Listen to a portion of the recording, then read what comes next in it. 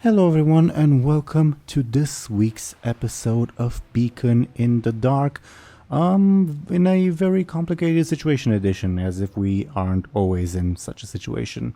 But before we get into what happened last time, as usual, let's have these lovely people who have once again joined me introduce themselves and their characters. I've rolled some dice in the background. The dice say that apparently we should start with Zelris. Zelris, could you please go ahead and talk about yourself and your character?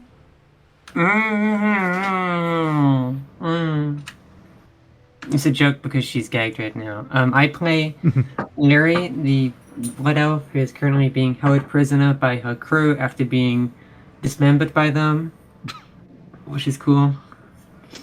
Yeah. And that's about it.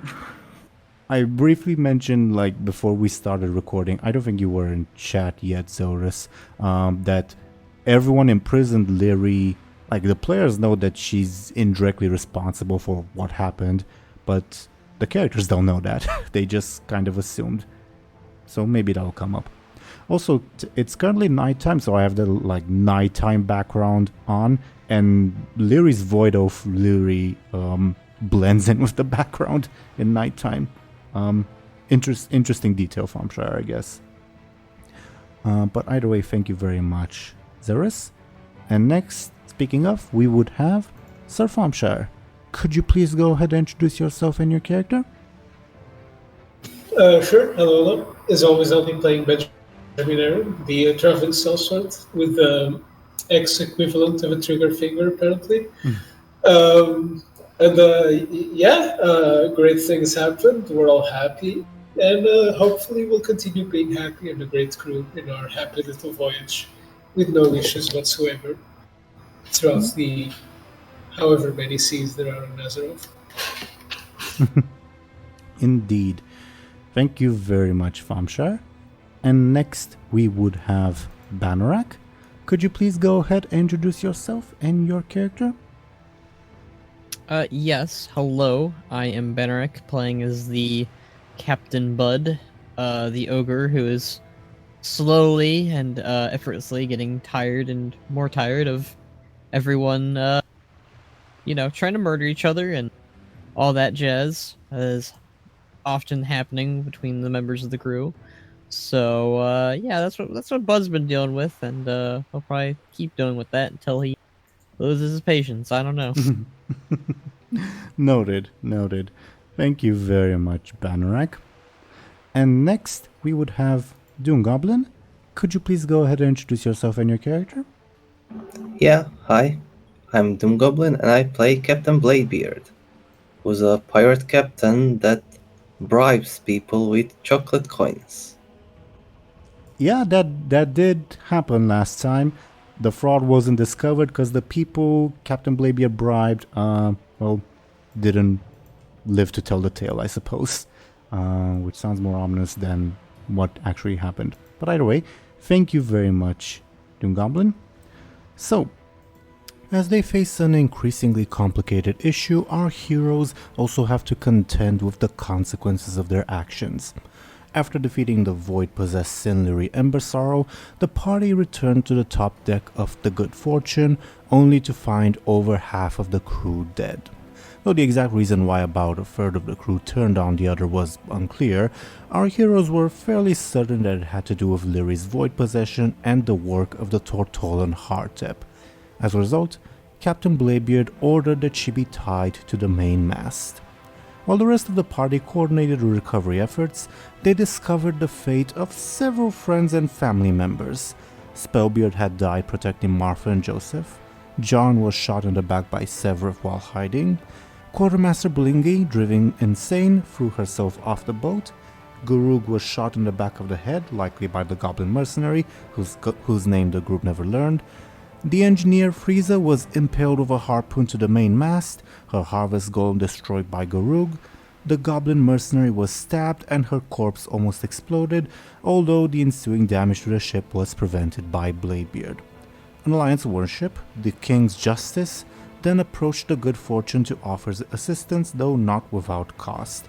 the corrupt captain demanded a large bribe in exchange for not ordering an inspection of the ship's cargo. The ship's surgeon, Manus, took Lyri's severed hand, and the first mate, Jonathan Miggs, tried to recruit Captain Buhd and Benjamin Aaran in a scheme offering a generous sum of money and ethereal communication devices, which they promptly destroyed after the warship departed. As the King's Justice sailed away, it was quickly destroyed by an attacking kraken. Soon afterward, the Good Fortune was swarmed by its Naga masters who demanded to see Lyri. Our heroes were unable to prevent the Naga leader, a sorceress, from reaching her. However, when she tried to take Lyri, a familiar individual spoke through the blood elf with her voice, threatening the Naga. Intimidated, the sorceress departed with her troops, claiming that Lyri needed time to quote-unquote ripen anyway. Given Lyri's tendency to attract dangerous individuals, our heroes decided to urgently seek Kairigosa and Dalran's help. After holding a funeral service, the ship set sail for the nearby Lapidus and Gilligim Isles, where they intended to meet with the Blue Dragon. We rejoin everyone as in the immediate aftermath of the funeral that just happened. It's currently evening, still autumn, late October, very late October. I guess my first question would be, addressed to DoomGoblin. Would you like Ziharu to give your start of session report now, or would you like to wait a little? Sure. He can do it now. Okay. Then, in the immediate aftermath of the funeral, as the crew breaks, not literally, and goes back to their respective business, Ziharu and probably Linda Krem would approach Bladebeard. Is anyone with him?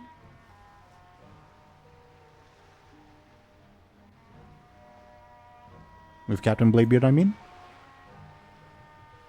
I can't remember if Buhd was with him or not last time. Well, it's a different scene, so you can be or you can't be. It's entirely up to you guys. I think Buhd wouldn't be this time. Sure. Lyri can be there, but I don't think she can really contribute much. Would Benjamin be there? Sure, why not? Okay. So Ziharu and Linda Krem would approach you. Ziharu, as usual, holding a sheet of paper on which he's inscribed his notes. And Linda Krem would actually start this time and say, well, you did a better job than I honestly expected you to being completely honest. Yeah. Thanks. Or, thanks. Still, it's... Well, correlation does not equal causation, but it's unfortunate that all these bad things have happened since you lot have taken over. That is a bit undiplomatic, Captain, says Ziharu. I apologize, says Linda. Oh, no worries. What happened was horrible. I'm sorry, I guess. It is not your fault, well, as far as we know. The first part is said by Ziharu, the second part by Linda Krem. And Ziharu clears his throat a bit aggressively and says, well, as I mentioned a few hours ago, the ship took some damage, though thanks to the efforts of your ogre companion and yourself as well, the damage was contained, and we are still seaworthy, though it would be preferable to put down at a port sooner rather than later. We're doing well enough with supplies. We took some losses when the flood happened, but most of them are fine. The crew, though, you managed to, bring them back together surprisingly well last time. We are still not in an optimal position, but we're doing better than expected. And above board, I will paste in our Discord chat your current status. Okay? and I'll read it out loud as well for the viewers. Crew is at a 6 out of 10. They are divided and traumatized, but they have faith in you. The ship is at a 4 out of 10 because of the damage, and the supplies are at a 6 out of 10 because you did leave with like an abundance of them, but part of them got spoiled because of the damage. Okay, that's your start of the session report. And Zihar would say, do you have any questions for me, Captain? Anything you'd like me to report on? No, not really. Do you have any questions, Benjamin? I shrug. I will mention, Captain, some of the crew, and Linda Krem says, you know which some of the crew we mean. Zihar will continue, right. They do not seem happy about the treatment of your companion, the elf, night elf, high elf. Both. She can choose to be both a blood elf and night elf, when depending on her mood, I guess. So she is a blood elf as well. I had her written down as high elf. Noted. Anyway, they've been slacking in their duties, not intentionally. This isn't a strike or anything like that. Rather, they seem their morale is down. Does that make sense, Captain? I guess, but I still have hope that she can change. I don't want to execute her right away. I think we'll bring her to Dalaran and maybe she can be cured. Right. The both of them. I like to remain hopeful, and I think we all should. Just move forward and don't look back. Right. The both of them aren't really sure what you're talking about above board. Zihar will say, my point is, Captain, they seem unhappy with the way you are treating your elf companion, not so much with what happened previously.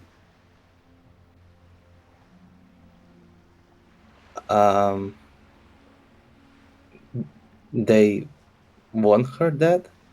No, the opposite, Captain. They want her free. But, I mean, they seen what she's done. She wanted to kill us all. Linda Krem and Ziharu look at each other, and Linda Krem says, you know I'm not one of the crazies. Captain, says Ziharu. Sorry, for simplicity's sake, let's call them that. The only thing I saw was a conflict over the position of chef. Then looks at Benjamin. You chopped your friend's hand off. She ran downstairs. Then the craziness happened, and now you've imprisoned her. That's from our perspective, that's everything that we've seen.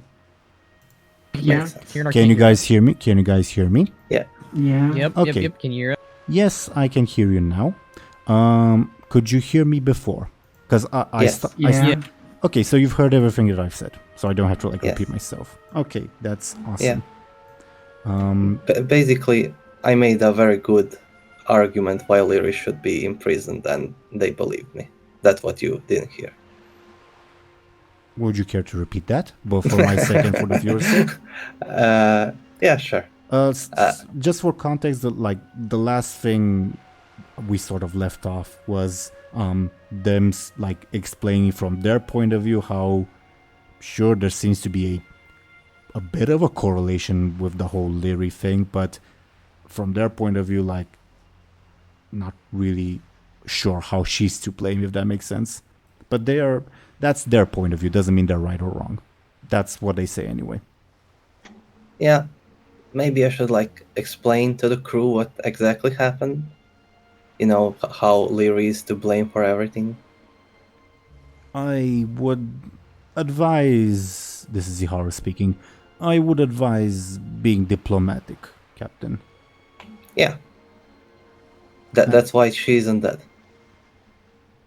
And I would advise restraint, Captain. I'm trying. I'm really trying. Trust me. Ziharu looks at Benjamin. What's Benjamin's expression? It is kind of blank at the moment. Ziharu sighs and says, well, I am here to help you carry out your orders and whatever you may wish. See, the crew is feeling tense, but they do have faith in you at the very least. Good. Nice. Do you need anything else, Captain? Don't think so. Thanks for the report. Ziharu gives you a nod, so does Lin and the Krem, and they would leave you two alone.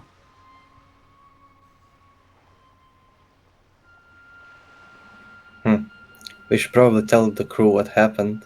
How Lyri is source of all evil and bad things in the world. Don't you think that might lead to her actually getting killed? I don't really care.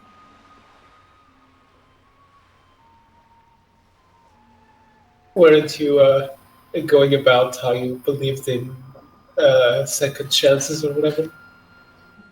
I mean, sure. I guess. Yeah, I guess. Let's at least wait until we go to Aaran before making any permanent choices you might regret. Sure. But what should I tell them? Should I lie to them and tell them that everything's fine and Lyri is a good girl? Look, you're the captain. You have more experience in all of this, but maybe don't say anything for some time. We should be getting to those islands or whatever soon, right?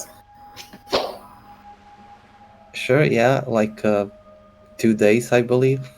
Yeah, we get there, we go to Aaran, we get back, and everything will be explained in time.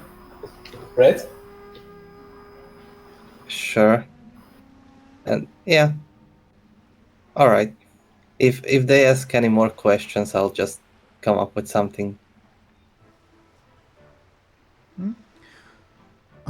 Meanwhile, while this discussion is happening, may I ask, what's up with Lyri, speaking of? She's still tied to the mast, right? Yeah, and gagged, unfortunately. But still, I thought I should ask.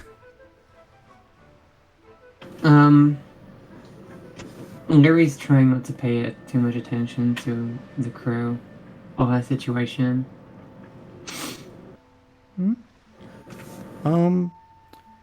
Someone, while Bladebeard and Benjamin and like Ziharu and Linda are talking about things, one member of the crew will approach you, Lyri.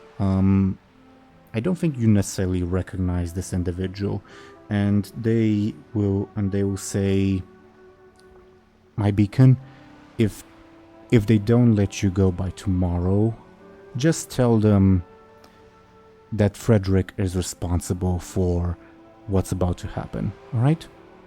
That should set you free." Lyri just kind of blinks at this person. It's a male human. And he says, if they don't let you go, I hope they will listen to our petition. Just tell them when the nasty thing happens that it was Frederick who did it. That should put you in their good graces. I'm willing to offer this sacrifice for you. Lyri shakes her head now. I will do my best for you. And he departs before it becomes suspicious that he's hanging around you. Okay. Okay. Meanwhile, what is Buhd doing? Buhd is looking out to sea and is thinking to himself. He's mostly on his own right now. He's not really nearby anyone. Can I ask what's on Buhd's mind? Buhd is upset. He thinks that the current state of both his friends and the crew that they're on right now, he doesn't think they're acting like a crew right now. He thinks they're very divided, and he's upset by that. I will say I think a random member of the crew, nobody like important in any way, will come up to you and say, sort of hesitantly, "Hey, Mr. Ogre." Oh, I'm Buhd. Yes, hello. Oh, hello. Just wanted to say, great job on fixing the ship. We know that wasn't easy, and me and the lads, and you see like two more people behind him. Just wanted to say that you did a great job and to thank you. Oh, that good. I am happy to help. I am good at ship fixing. Well, if only we had more of you and less of the crazies, that would be awesome. My people, they are not shipbuilders, but maybe Buhd can teach them someday. I've one of the other people say I've actually it's an older person. I fought in the wars, you know. The ogres had these giant ships that they used alongside the horde back in the Second War. Were you not around back then? I don't remember that. What doesn't remember a lot of things anymore? They look at each other slightly confused. The lead person would say, "Is there something we can help with that? Do you have a medical condition?" Oh, long ago, Buhd got in big fight with other big ogre, and he take Bud's horn, and ever since Buhd lost horn, well, it's back now, but ever since Buhd lost it, Buhd not been the same. Oh, is the horn something important for ogres? And one of the other people will say, but you've got a horn right there. Well, this is new horn. But hurt head really hard when he fell. Oh, And, they all like nod like, oh, we get it. Yes, so that's why Buhd don't remember much. Sometimes Buhd remember though.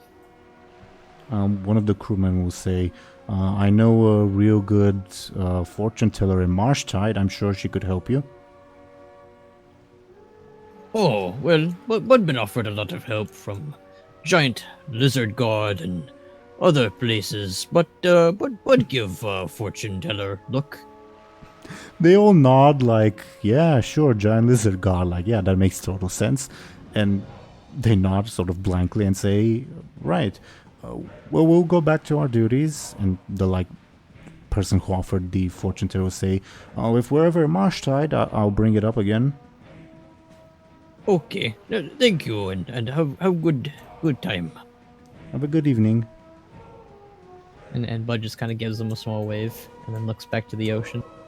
They would wave back and depart to go back to their duties. My next question is, does anyone do anything for like the next couple hours or so? Guess not. Don't think so. Yeah. I guess not either.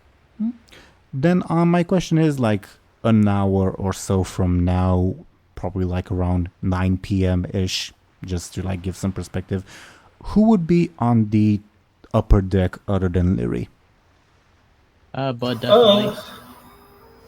It's not like Buhd can go much elsewhere. Yeah, me too. What time is it? 9 p.m. Yeah, I guess Benjamin would be up. It's not quite Benjamin's bedtime yet, I guess. Okay. Then can I get a careful from everyone who's on top of the deck? Not necessarily Lyri. Lyri, you will immediately tell that something's happening. Okay? And also Benjamin's stunt would apply. Okay. Benjamin is the only one who notices, as well as Lyri.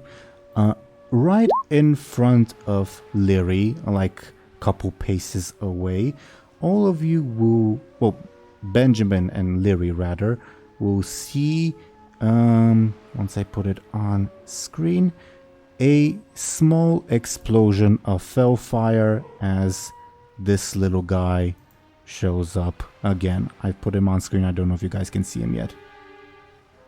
Yeah, we see him. Remind me, we all saw the imp, right? Or was it just Lyri? Just Lyri and Buhd last Just time. Miriam, but Oh, okay. Yeah, so he, like, there's a small explosion of fellfire, and he shows up out of it. One of the, like, random crew members will say, fire on deck, fire on deck. Oh, it's gone, never mind. Who would be closest to me between Buhd and Bladebeard? That's up to them. I would say that Bladebeard is maybe at the wheel, steering the ship, so maybe not that close. And also a bit absent-minded, if he didn't see the little green fire, but yeah. Yeah. I think Buhd would maybe at least hear it. So he might come over upon here, because he doesn't want. Well, he's fine with repairing a ship, but yeah, he's kind of attentive at that at the moment. There's your answer, Thompshire. Yeah, I guess Benjamin would call out to Buhd since he'd be the closest one. What happened? It ship burned down again? There's like a little gremlin demon up ahead. Oh, is he back? Is who back? If Benjamin points the imp out, then Buhd would be able to see him too. Yeah, I would point at it. He seems to be talking to Lyri. He seems to be talking to Lyri about something. The messenger from other ogre. Okay. Yeah, it not good news. Never good news from demons. Should we like throw him off board or something? Not evil thing. It just messenger. So what do we do? Oh well, it worked for ogre, and ogre want Lyri dead. My question stands.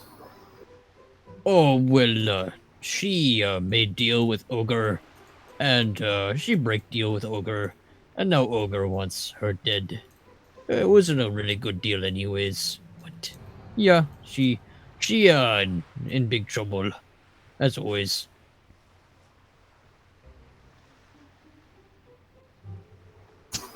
Right. So what do we do? Well, let's go talk to the little imp thing. Okay. Okay. And while you guys do that, let's recap, because let's go back in time, because the imp would have talked to Lyri. So Zelris, as Lyri is probably I don't know, trying to sleep at this point, the little imp will show up in a pretty bright explosion right in front of her, and the fellfire would disappear, and you'd hear its familiar voice say, "Whoa, what happened to you?" Mary wouldn't do anything because she can't. But do you acknowledge it in any way? No. Hi, it's Blip, envoy of the almighty and all-powerful Golgamash, sorcerer of the Dust Belcher Ogres, etc., etc. Remember me? Lyri opens her eyes and rolls them. Yeah, I'd have the same reaction, honestly. Hi, it's me. Good news, bad news, I guess. Can you give me a nod or a no if shouldn't be too complicated, I guess. His Excellency the esteemed Golgamash blah blah blah, he wants to settle the lawsuit out of court.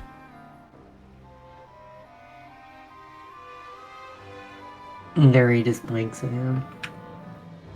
After a pause, the imp will say, right. He says you should give His Excellency the Almighty Golgamash yada yada yada back the talking orc skull. I assume you know what that means. And a replacement slave, and he'll call off the assassins. Lyri blinks again. Is that a yes or a no? He looks around. Anyone? And I imagine this is when Benjamin and Buhd would walk down. Also, by the way, Gurren is guarding Lyri. Yeah, but Gurren would ignore the imp as long as... Yeah, he's also very unperceptive.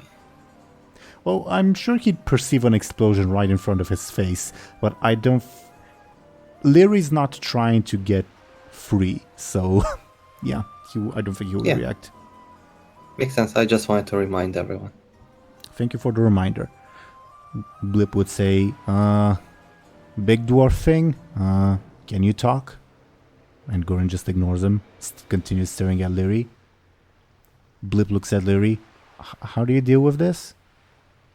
Like, I won't be able to deal with this. I'd go mad.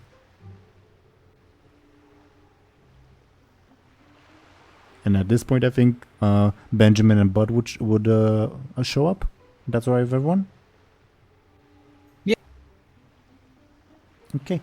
Then Blip would see you approach and say, hey, ogre fellow, it's me, Blip, the envoy of the almighty and all-powerful Golgamash, sorcerer of the Dust Belcher Ogres, blah, blah, blah, blah, blah. Hello again. Hello. And, hello to you, says to Thompshire. Not Thompshire, Benjamin, my bad. Hi. Hello. He holds it like a paper document like he did before and says, I have a document for your friend here. Well, proposal, I guess, from His Excellency the Almighty Golgamash, blah, blah, blah. But she can't really say yes or no to it. Can you translate or whatever? We probably can ungag her, right?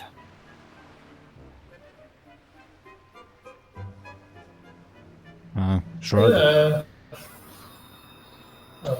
Sure.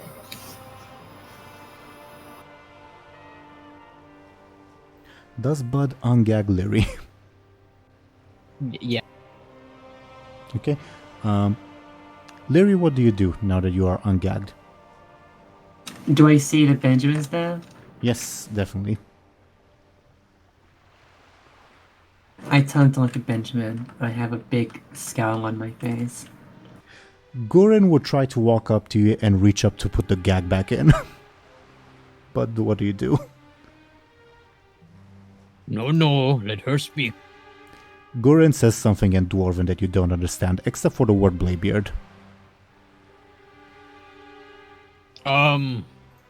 Bladebeard say it, okay. Gurren repeats what he said. And I imagine it's like one of those slap fights of him putting the gag on but you putting it out and all that. I don't know. Yeah. It's kind of dehumanizing for Lyri. Not that she's a human, but yeah. Guren says, Asalid Hashun Kal Bladebeard, and puts the gag back in. Go talk to Bladebeard then about it. Asalid Hashunat Bladebeard, puts the gag back in. Oh. Blip looks at Benjamin and says, is this normal? Yeah, sort of. Well, I've got legal business here, and I need this one to, like, give assent or not, points at Lyri. Can you solve that? I don't want to give bad news to Golgamash. He might be indiscriminate in his retribution or whatever you ogres say. You're an ogre, right? Maybe I should get Bladebeard. You get him, his bodyguard's being dumb. Hasalit Hashunat Bladebeard, puts the gag back in. Kazutai. Benjamin? I'll go find Bladebeard. Sure. What's going through Lyri's mind at the moment? She doesn't want to do anything or say anything because I think she's aware that Gurren will probably try and kill her if she does. Fair enough. But she wants to yell at Benjamin. And you can kind of see that rage like on her face. She looks incredibly angry. Yeah. I think, like, as Benjamin runs to get Bladebeard, the little slap contest between Buhd and Gurren will probably continue. Metaphorical slap. While Blip just looks bemused. He'd probably be, like, startled by Lyri's furious look and say, hey, was it really that bad? Lyri is trembling with rage. Okay, got the message.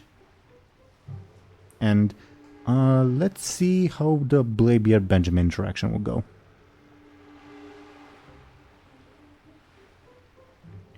Bladebeard, you would probably see Benjamin approaching you because I don't imagine he's being subtle.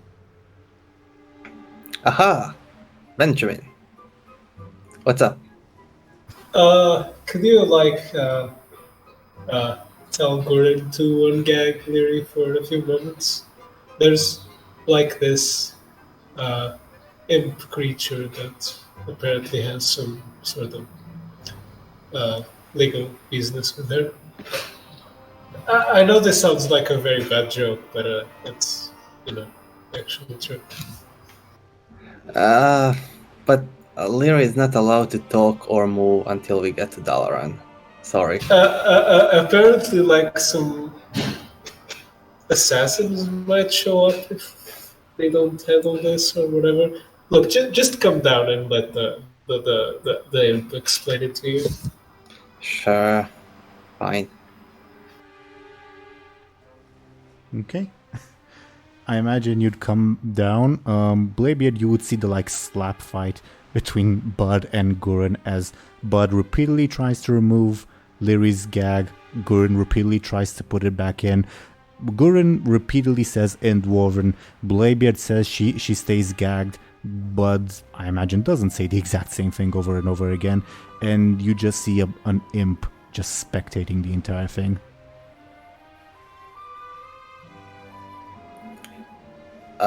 Oh, you startled me. Hello, imp. Oh, hi. Who are you? Are you a relative of Tari? You look just like him. Of who? Oh. His Excellency Golgamash, the sorcerer of the Dustbelger Ogres. He has a dwarf slave. Looks like you. Orange beard, kind of bald. Gladiator, paladin person. Yeah. I don't know. Don't remember being related to a paladin, of all things. But maybe. Who knows? Blip shrugs. He says, anyway, he flaps like a piece of paper. Got some legal business with that one. Yeah. Sorry, she's unavailable. I don't think His Excellency Golgamash, blah blah blah blah blah. I don't think he'll take that for an answer. Well, I kind of don't care.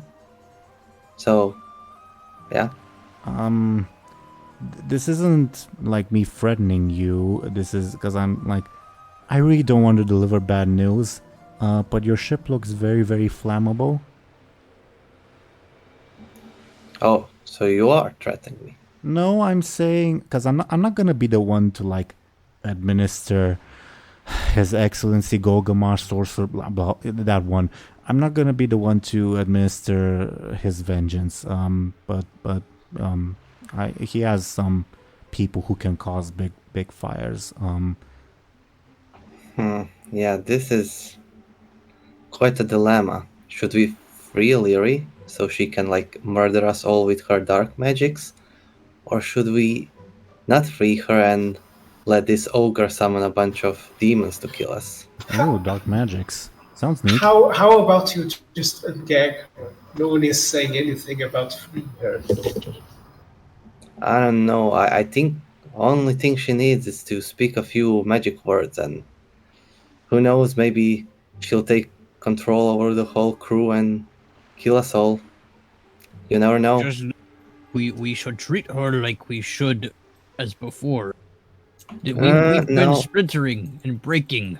We're not acting like crew anymore, Bladebeard.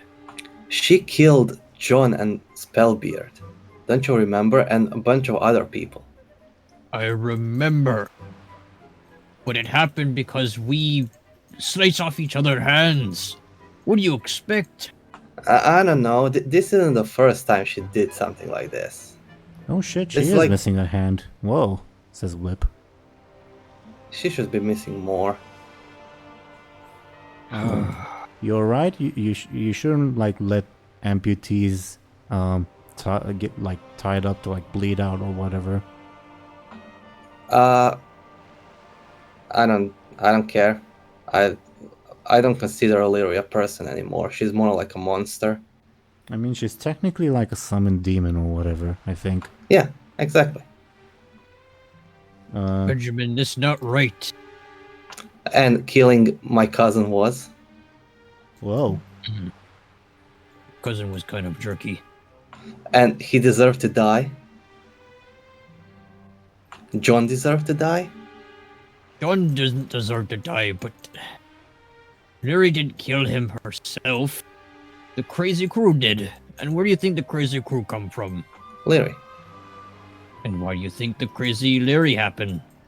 She wasn't even herself. She was controlled by nasty ethereal men, probably. Alright. She didn't do it willingly. It still was because of her. And you think that poking her like Mad Bear going to help that? No, I don't want to poke her. If you want, I can call upon His Excellency Golgamash, Sorcerer of the Dustbelcher Ogres, etc., etc., to be the arbiter if you need one. Don't think we need another ogre warlock involved. Uh, Nasty business, those guys. But hate brick. Gesundheit. Lyri will not live. Oh, so you want an arbiter? Oh, you want Golgamash as arbiter? Okay, that's not something. Whoa. Well, I mean, look, points at Lyri. She's had a bad deal under Golgamash. If she wants Golgamash to be the arbiter, that's not good. Not good. What does that mean? Exactly. Which part? The arbiter thing, or? Yeah. I mean, it just means I'd beckon him to appear here with some bodyguards, obviously, and he'd settle your dispute, because as sorcerer of the Dustbelcher Ogres, high sorcerer of blah blah blah blah blah, as all that, he has like legal authority to settle disputes too. I don't know, could put in some good points with his with your dispute with him. Looks at Lyri. No Lyri friends allowed. Oh, they're not on the friends. ship. He hates Lyri. No Lyri enemies either. I mean, he's not gonna kill Lyri. He wants something from her. Oh, so your name? Oh, so that's the Lyri from the note. Okay, that makes sense. Tell your boss that he is not welcome here. Okay. But I didn't come here for that. So, you see, so you're the like in charge person, right, Mr. Tari? Who? Oh, sorry, Mr. I didn't get your name. Captain Bladebeard. Which one's the first name? Captain or Beerblade? Get out of here. Shoo. What did I do? You didn't use my name properly. Oh, you're Oh, you- becoming power. Oh, You're you- becoming power hungry. All you Azerothian names sound the same. What did I do? I didn't do anything. Come on. Sort of. But he like points to the sheet of paper. I've got legal business. I need like a yes or no or like let's negotiate or whatever answer from that one. Points at Lyri. I would like to use Mind Crush on him. Oh my god. Oh, that's the one that. No, That's the poor one that. thing. Can Bud assist the imp because he's bad at Bladebeard now? I mean, he can use the pants to revert it, right? Oh yeah, I can. So, unfortunately, Bud, you cannot assist Blip because this is Bladebeard's stunt, and But- stunts are special. But you can undo it. All right, I'm totally gonna undo it. Though. Well, one step at a time. So Yeah. When after he does it, and then I'll undo it. One step at a time. So Bladebeard, what do you do to like? Actually, well, I know what you do, but like describe the scene for a little bit. Yeah, Bladebeard gets annoyed by the evil demon creature, so he pulls out his lovely dagger that makes Whoa. people mad. Come on, put that away, man. I didn't do anything to you. You're a I man, know. right? I go to stab him. Sure. Not that it matters, but he didn't say anything that he said with rude intent. But anyway, stab him with the dagger, and the dagger like whispers in your mind, Bladebeard, more.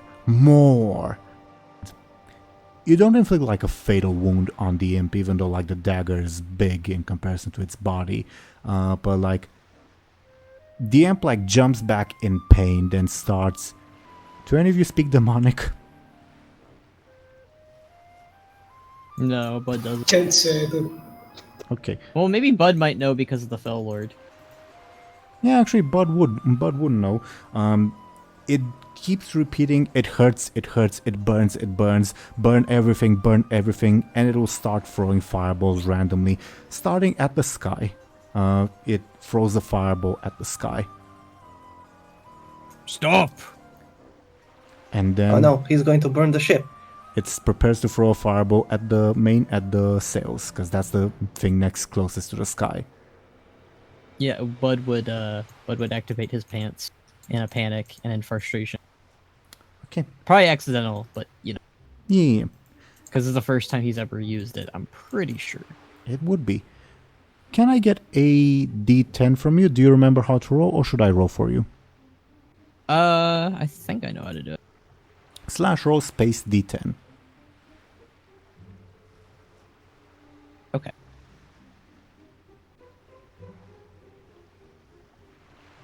You summon a fell reaver.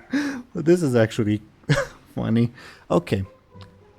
A 6. So what happens is, from Bud's perspective, time stops.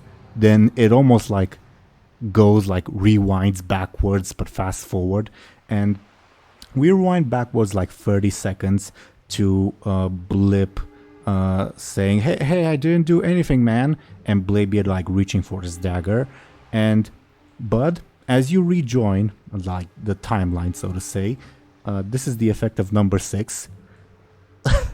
To everyone in front of you, Buhd lets out the biggest, smelliest fart possible.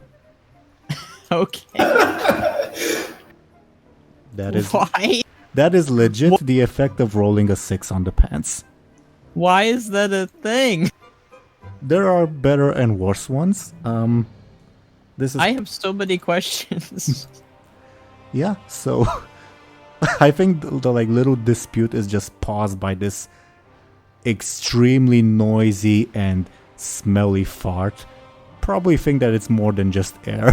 But Oh. yeah. No.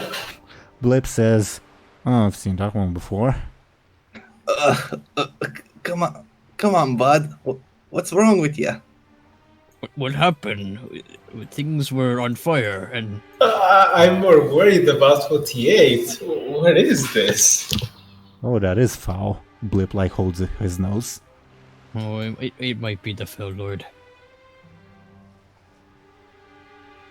Also, but What? Bladebeard, you get your stunt back because that didn't happen.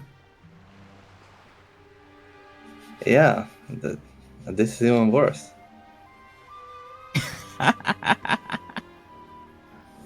Come on, Buhd.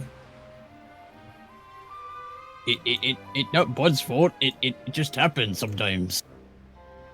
Yeah, and same thing happens with Lyri, except instead of a stinky cloud, it's an evil purple cloud that kills us all.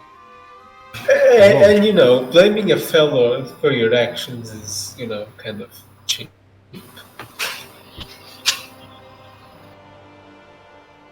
It just kind of happened, you know. Everyone toots. You toot sometimes.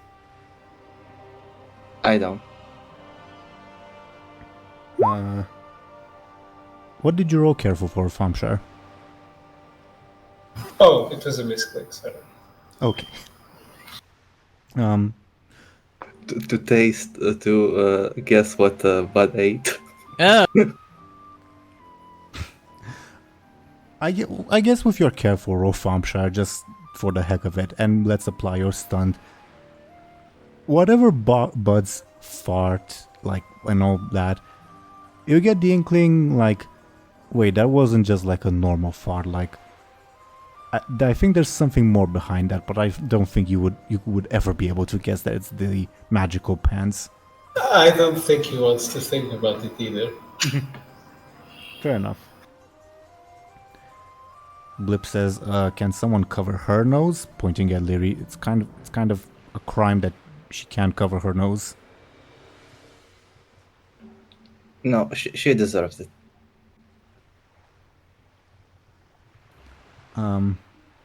So anyway, Mr. In Charge person looks at Bladebeard. How much do I need to explain about this whole situation with the demon elf thingy person, individual? Sorry, the fart caught me off guard. I forgot what we were talking about. Yeah. So basically, this one points at Lyri.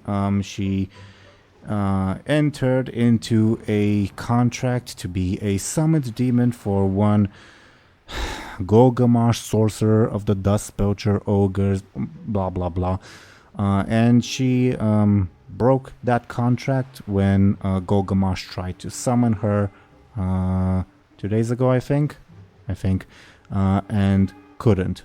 And Golgamash, His Excellency, sorcerer of the Dust Belcher ogres, etc., is suing for damages because she also apparently stole a magical talking skull or something. But now he's willing to settle the lawsuit if this one, points at Lyri, doesn't show up in court or doesn't agree to settle. He's gonna send assassins after her. Collateral damage be damned and all that. Is that a good TLDR of the events? I guess. So are you like her legal representative at this point, or? No, I'm her jailer. She's my prisoner now and she can't go anywhere. Sorry. That's a problem. Well, it's your problem.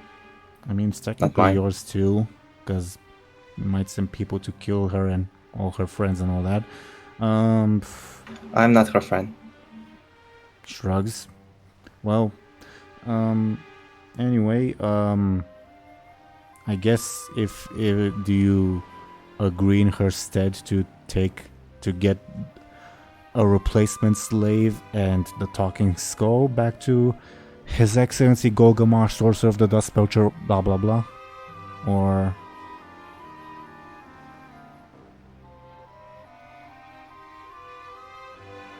sorry, I've got a job to do, man. You know. Sorry. Don't give a shit. Okay. Looks at Lyri. What's Lyri's expression?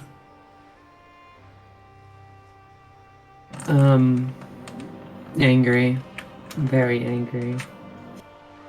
Well. Okay. Sorry we couldn't come to an agreement, I guess. I hope the assassins will be merciful to everyone else here and they don't like burn down this like flimsy wooden construct and all that. I guess I'm gonna go now. It's nice meeting you again, I guess. Looks at Buhd. Maybe change up your diet. I mean, even Golgamarsh isn't that bad. His Excellency Golgamar, Sorcerer of the Dust Belcher, Ogres, all that.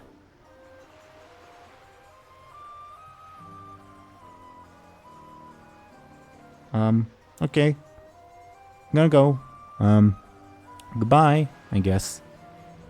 And he would like click his fingers and disappear in a puff of fellfire. Well, that went better than what Bud saw. It's surprisingly nice for a demon. That's what Bud thought too.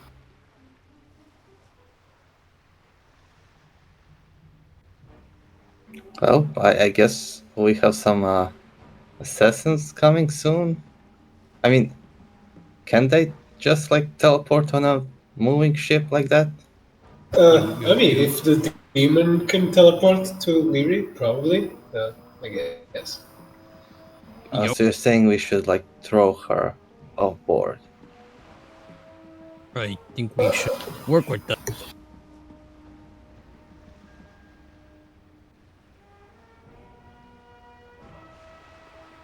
Okay. You will probably notice like a bunch of crew members have been staring like confused at the entire situation. But other than that, it's you guys tell me what happens next because you guys are the ones in the scene at the moment.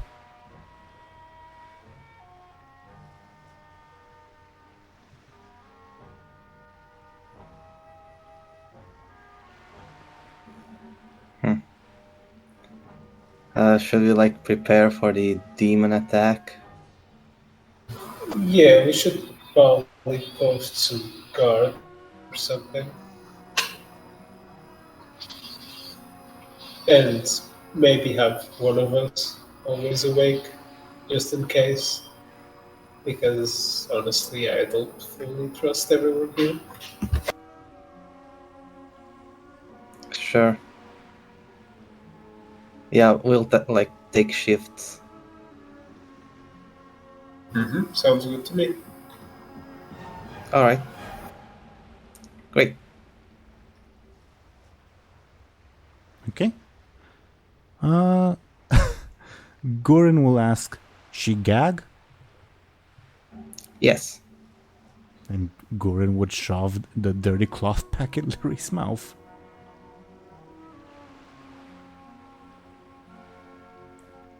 So, who is like taking this watch duty? Like, what's the order? I'll Be on. Sure, we can do it randomly as well. Sure, then all of you can all of you give, well, the three of you give me a D3? With 1 being lowest, 3 being highest, obviously. All three? Yeah, yeah.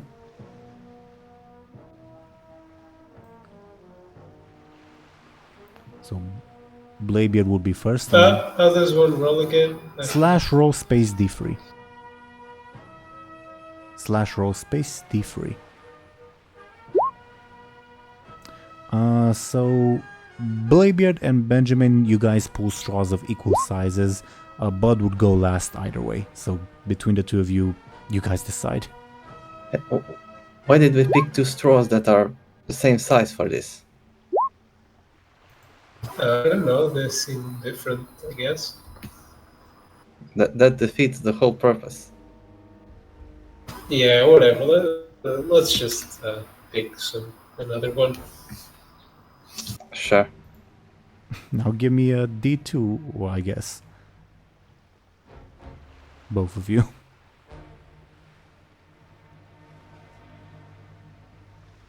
Benjamin first, Bladebeard second then. Alright. Okay. So, while Benjamin's shift is first, my first question is, what is everyone else doing? Is it like super late? It was 9 p.m. when the imp showed up, so now it's close to like 10 p.m.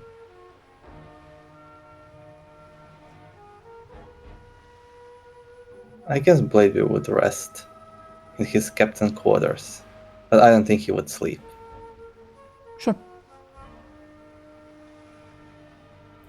What about Buhd?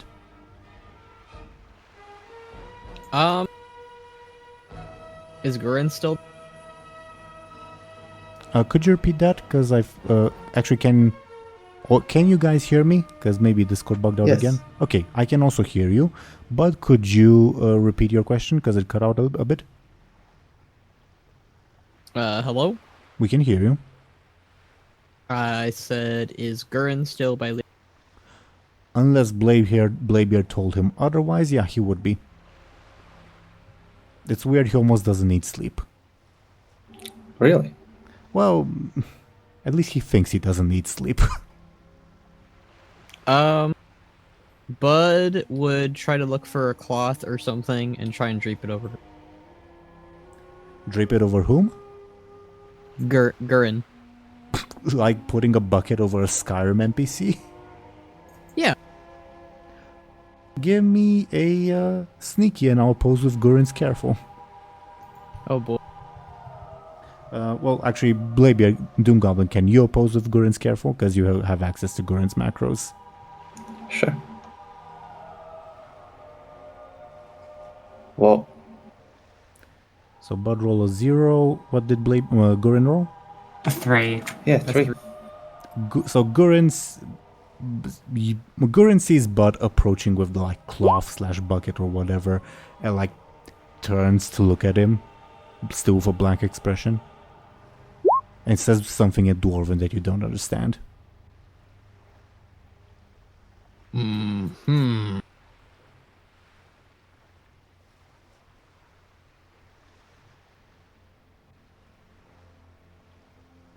Stares at you blankly.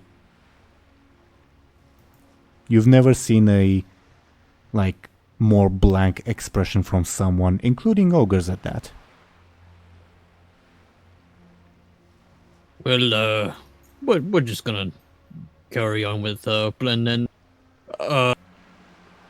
we gotta figure out something, Lyri.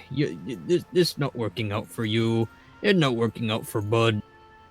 You in big trouble, and assassins are coming, and it's just bad. Lyri would not.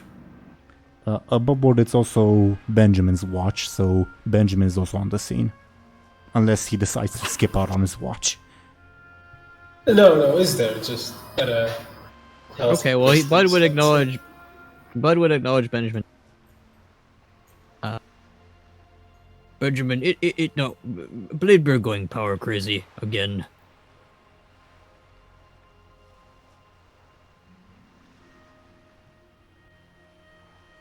Then what do you want to do?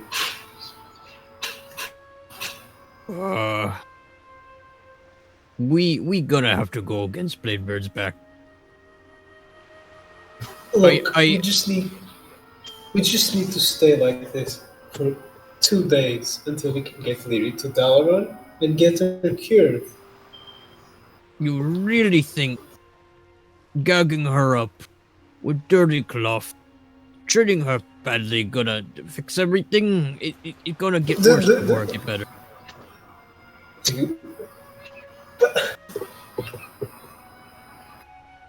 I know what she did. Everyone knows what. Well, not everyone knows what she did. We know what she did, but this not the way. I don't think it's the way. Yeah, you need to put a helmet on Then- her. Sorry, couldn't help myself. Then what is the way? It not this. Bladebeard doesn't even see her as person anymore. What happened if you or me or what would happen if we go crazy like that? He just gonna tie us up and let us rot? That's not the point. We're tying her up for 2 days. That's it. And you see what happened in 2 days already. Then, again, I ask you, what should we do?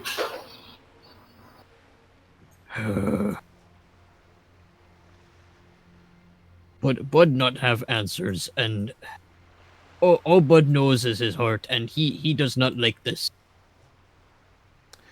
Thompshire? Look, Sorry, go ahead. May I compel your bounty on his head aspect? Namely, let's say in the past, because of the bounty on your head, you've unfortunately been like tied up before in like very uncomfortable positions. You'd probably all the more feel sorry for Lyri and be on Buhd's side on this, if that makes sense. Would you accept this compel? Alright. Okay, I'll pass you a fate point.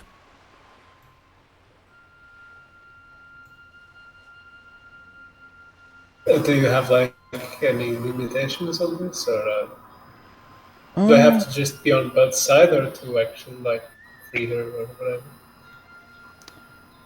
Whatever Buhd decides to do, as long as not let's kill everyone in the crew or whatever, you would agree to it for like Lyri's benefit. I don't think Bud's going that far. Yeah, just like saying hypothetically. So you don't have to like go to like an extreme solution for this, but you'd be on Buhd/Lyri's side. Make sense? Alright. Look, I get it, but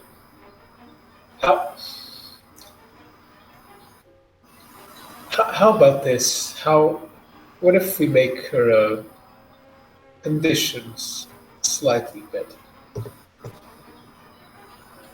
But I think as long as she can speak, and I don't know, maybe blanket. We can do blankets. Maybe we can, get her clean cloth instead of whatever Bladebeard stuffs in her mouth. Oh god, that's so important. You know what I mean. Maybe loosen up the ropes just a little bit.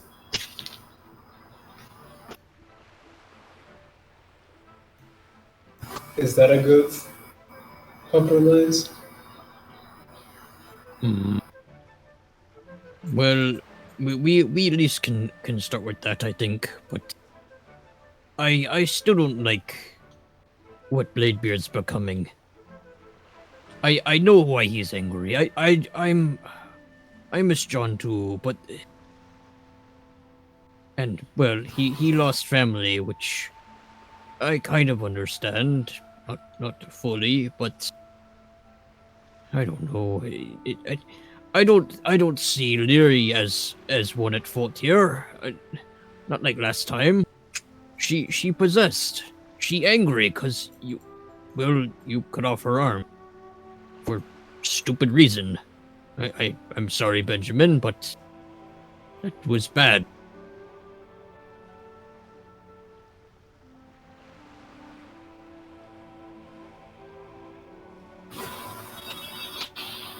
Look, I don't know what to tell you, but I still think this is the safest way for everyone, but I do agree with you that Bladebeard isn't handling it the best way, let's say. He needs to take it out on someone, and Lyri is that someone. I a little bit understand. I did the same to So, Brick. let's keep an eye out on Bladebeard, keep things relatively as they are. Are they staying in this right in front of Lyri? Yeah, I think this entire Yeah. conversation has been happening like right next to Lyri. Okay, well, she's purposely not listening because she's upset. So, we just have to hold out for 2 days. Then Well, we go to Dalrog, and everything will be fixed. I think you owe Lyri an apology. But if you were Lyri, what would you even think of an apology? Well, I would still be mad, but at least I'd feel a little better. Would you really?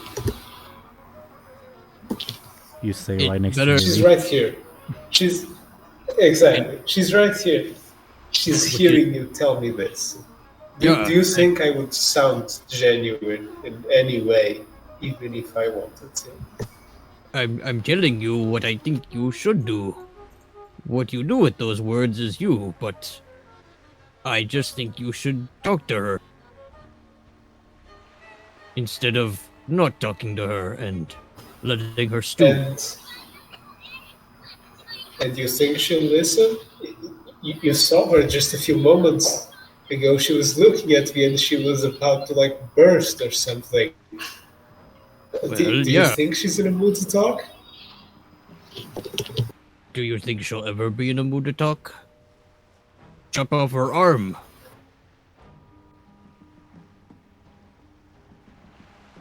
About more than exaggerating. Come on.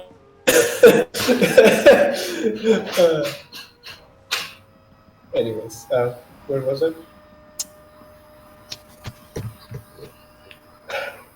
Look, I'll do it, okay? Come morning, after we've all had some time to close our eyes and think, I'll do it. How's that? Okay, as long as you do that.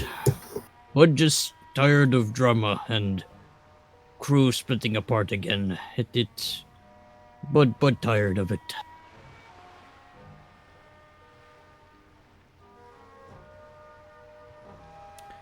So, I think at this point, Severith, the Knight of Second Mate, would approach you guys and say, "Hey, do you all know where Bladebeard is? Captain Bladebeard, sorry."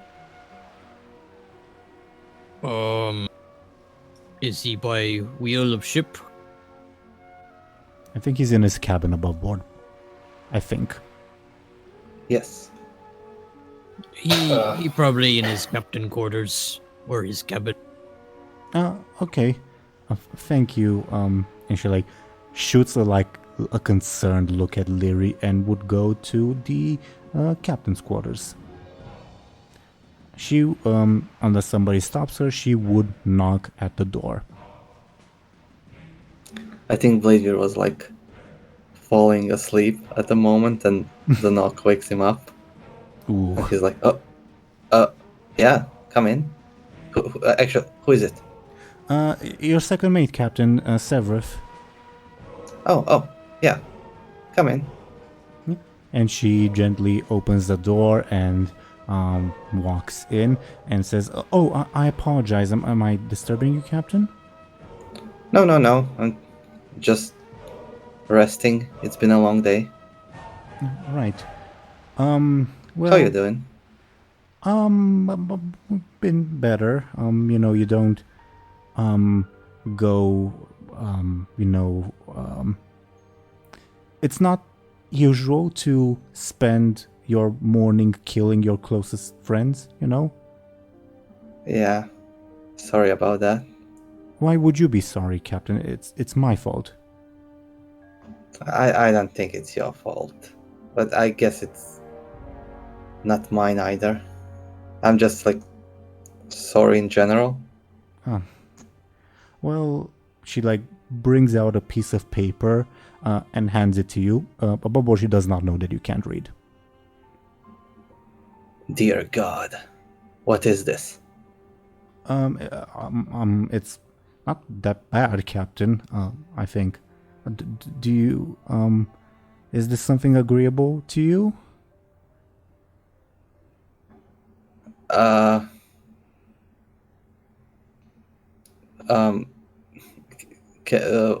I guess there's something written on the paper. Buhd, yes. Do you ask that in character?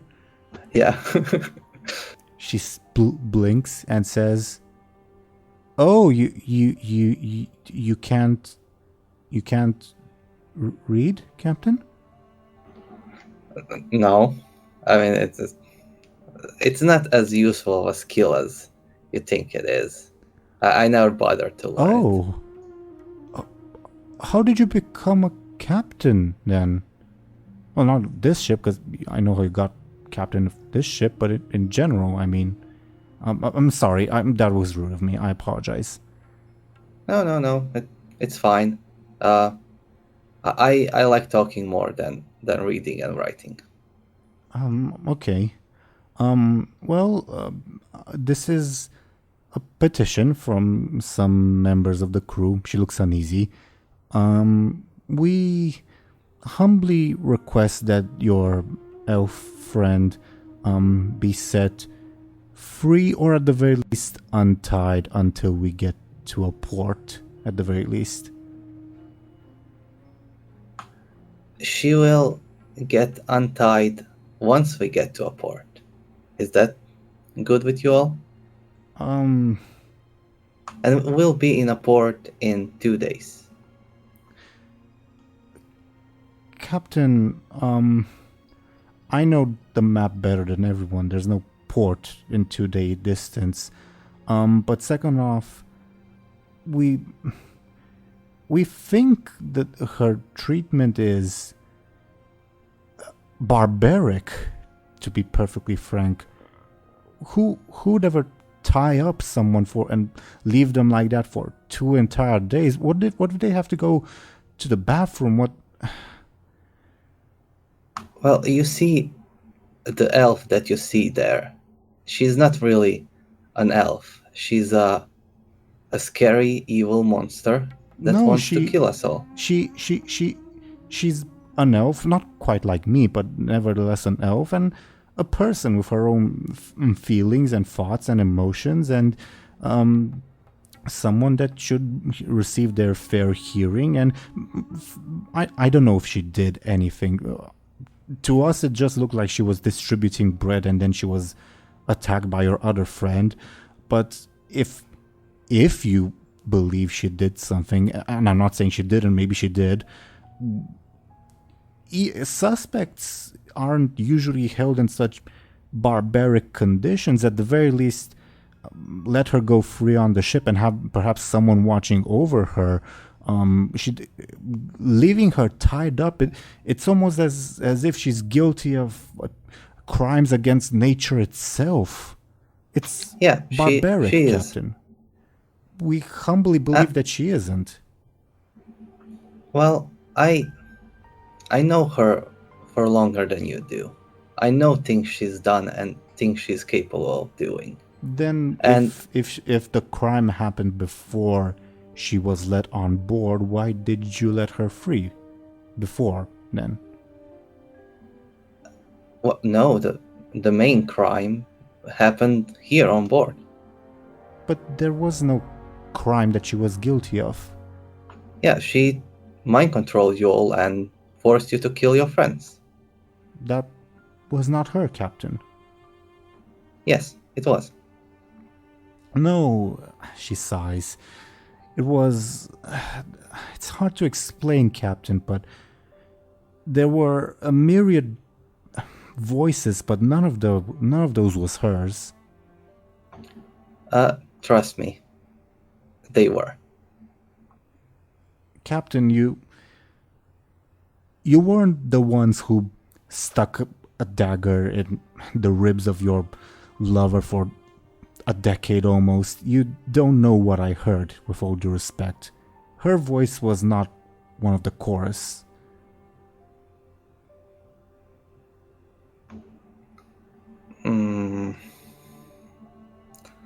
But why did it happen at the same time? Her trying to destroy the ship and you all going crazy. She tried to destroy the ship? Oh yeah, most of the damage that was done was her. I find that hard to believe, to be honest. She's very, very powerful. Captain, I find that hard to believe, but correlation does not equal causation. I would rather not risk. Captain, she's a living person. How would you feel if you were tied to a mast for days on end, forced to defecate on yourself while your closest friends believe that you're guilty of all sorts of horrible acts? Very bad. Horrible. Then you understand why we believe that she should be freed. Yeah, I do. Will you please take our request into account? I'll think on it. You make some good points. Very well. May we at least bring her some water? Sure.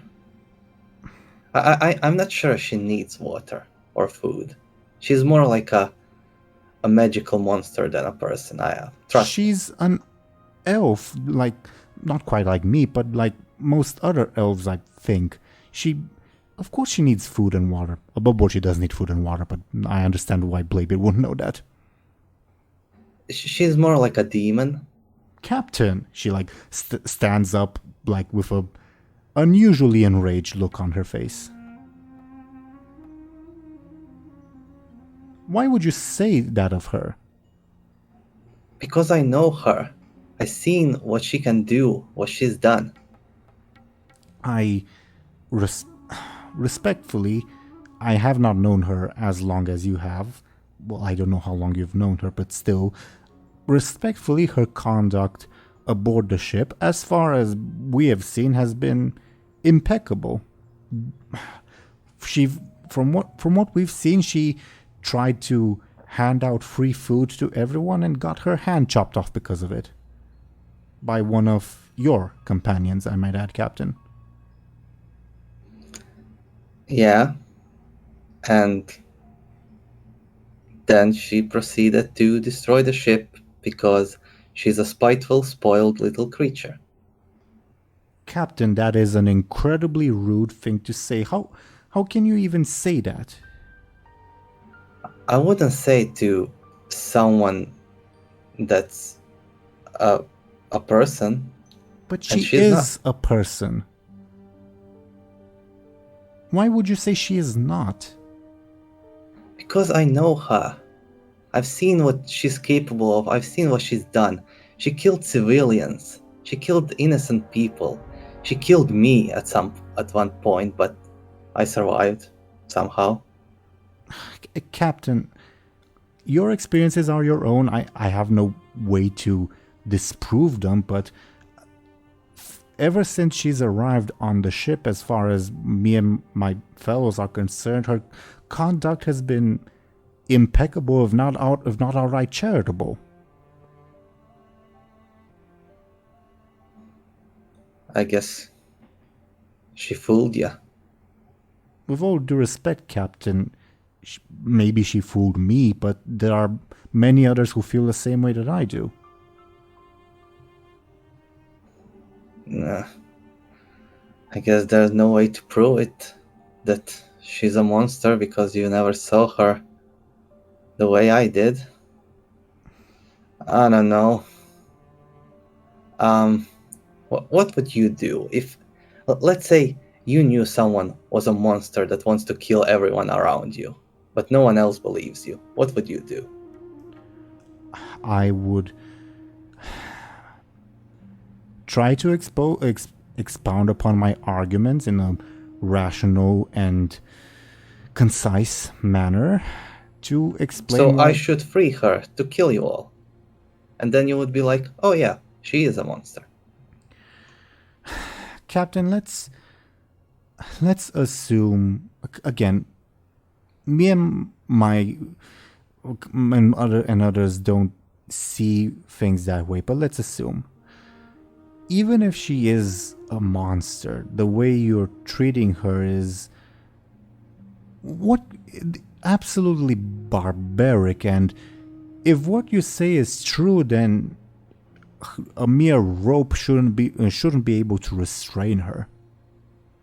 Oh, I'm pretty sure she can escape wherever she wants. And if the fact that she hasn't is proof. Is proving that she's willing to change. Exactly. But she'll change in a magical city where people understand what she is, not on my ship. Captain, you know her situation better than I do, of course, but even so, I must insist that her treatment is barbaric, and depriving a person of holding a person in such a manner, do you understand the psychological damage it might cause? You might, at the very least, you might even be sabotaging this, from your perspective, this chance of hers to redeem herself. Let's say she is this horrible monster, if hypothetically, if she were, and if she continues to be restrained, even though she has the possibility of escaping and treated so barbarically, wouldn't she lash out? Wouldn't she react negatively and destroy all of us if she were the person you're claiming she is? So she kills my friends, my cousin, and I'm supposed to treat her well, treat her like she's some sick person that deserves to be treated right, because otherwise she might kill us all? Captain, I killed the person I was closest to for 10 years with my own hands.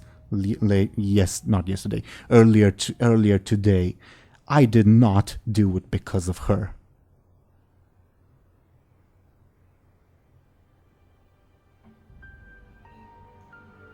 But you did. That's the problem. She looks like she's barely holding in anger. Says, I sincerely tell you that it was not because of her. Of the voices I heard, of the magic I felt, none of it. I did not hear her voice. I did not feel her magical touch, for lack of a better term.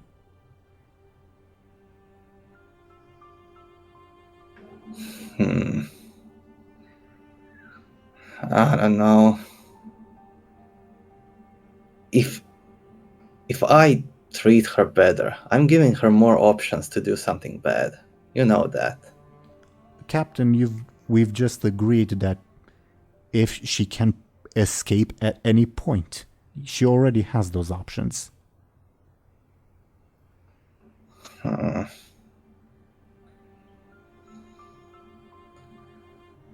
I guess I'm just feeling more safe this way.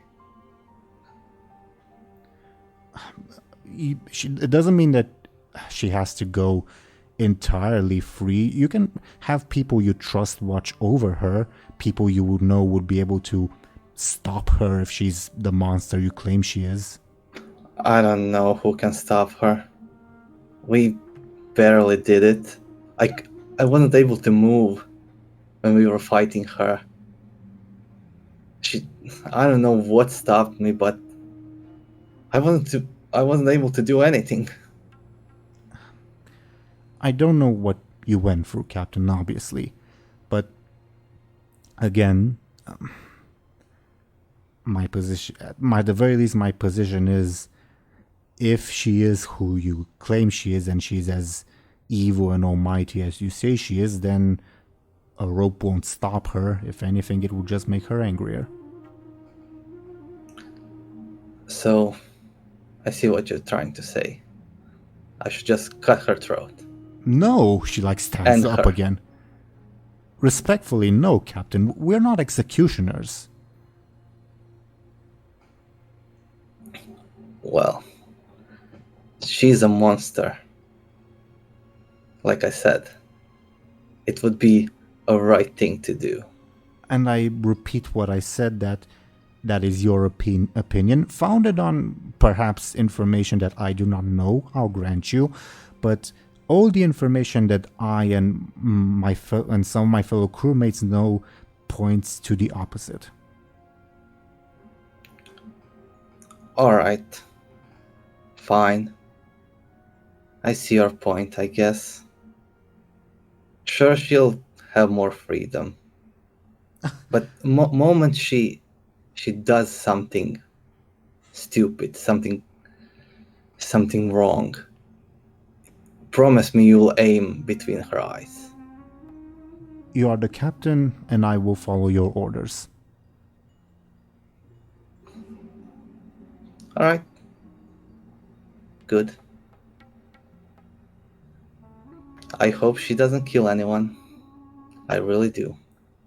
I'm confident that she will not, and I thank you for this, Captain. Can you dismiss your bodyguard? He seems to only take orders from you. Sure. And I'm guessing, while Benjamin and Buhd are still talking, they would see the door to the captain's quarters open up with Zelris and Bladebeard coming out, I'm guessing. Yeah. The floor is yours, DoomGoblin. Hello everyone. How's everyone doing? Sleepy. I've been thinking, and maybe we should give Lyri a bit more freedom. You know, because not everyone on this ship understands what she is like we do. And if we free her, maybe she'll do something stupid again, and then they'll see that she is a monster. That Captain, we know she is. Please, says Zelris. Yeah. I get it. I have no proof that she's responsible. Well, you can keep Gordon with her, right? Yeah, he will be with her. So he could pull out her spine in case she does something stupid. What do you mean, no proof? Buhd was there. Yeah, but the rest of the crew wasn't. I'm the proof that Lyri is not the one who did it. It was the Ethereals. What? Who? They spoke through her. You know, the evil Ethereal. The ones who sold Buhd's people. Zelris looks He was- confused. What? Bladebeard as well? They spoke through her. It wasn't Lyri's voice. It was theirs. Above but wasn't there when it happened. No, he was there. When the Ethereal spoke through Lyri's voice, like talking to the Naga, but wasn't. He was below deck. No, the first time when he was telling her. Oh, okay. Never mind. Never mind. You My know, bad. when he was telling her to, stop listening. My bad. My bad. So you're saying that a super powerful evil monster can take control of her at any moment? Well, Lyri can oppose them. Can she? She hasn't been doing a very good job about that. Or maybe she wants to be taken by them when she's mad. And you don't consider that being a very terrible person? Several will say, at the very least, perhaps she can speak to her own defense and offer her own point of view as well. Yeah, that. I don't know. I really don't like listening to her. Well, you're gonna have to listen to me. Let her speak. Alright. She can speak. She'll still be tied down. Captain, says Severus. No? I'm the captain, yes. I say she stays tied up. Until we get to Dalaran. I humbly oppose this, but I will follow your orders, of course. She can speak, and Gurin will be beside her to protect her from herself. At the very least, she should be allowed movement on at least the top deck of the ship. If you want, you can restrict her from the cargo hold, I suggest, but at the very least, the top deck where she can be easily spotted should be acceptable enough.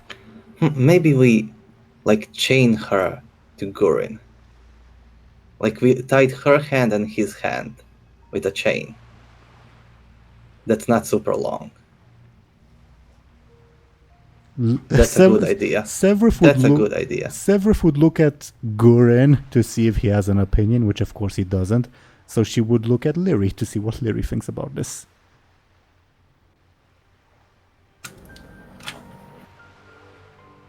Nothing. Fair enough. Lyri's closing her eyes and she kind of looks like she's holding in a lot of anger. Look, she can barely even hold herself together because of the pain she is in, Captain. But I guess that would be good, tying her to your bodyguard. At least grant her enough liberty. That's the last thing she deserves, but sure.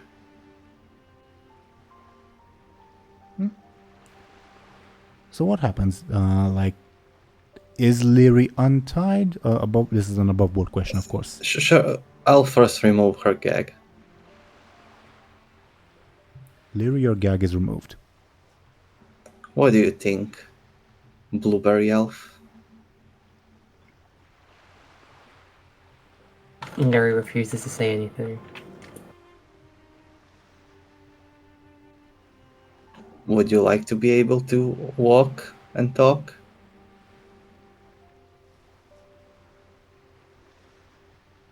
Of course she would. Who wouldn't? Don't speak in her. Don't speak for her. I apologize. I apologize. Lyri?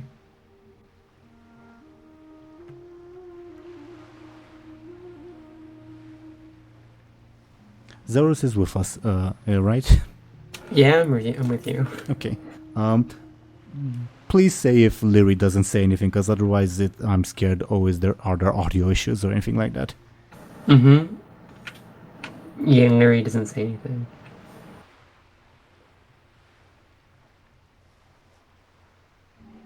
I will allow you to talk and walk. Alright? If you think that you can do that without killing everyone, feel free to do so. But Gurin will be with you. Make sure you don't hurt anyone or yourself. Alright? Lyri will slightly nod. Great. Is everyone happy?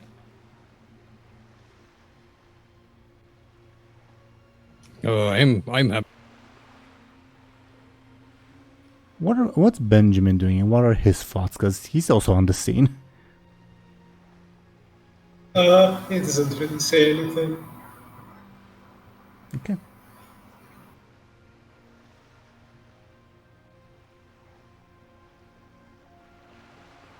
Alright. Bladebeard will free Lyri from her ropes. Lyri is freed. Zelris looks relieved.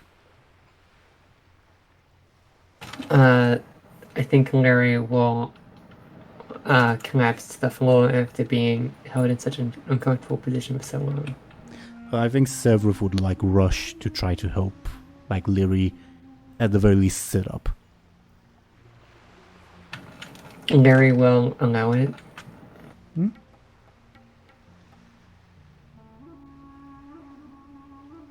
Yeah. The scene is still yours because Severus, like, she has said her piece. When I say yours, I mean the collective you, not just DoomGoblin or Lyri or Zelris.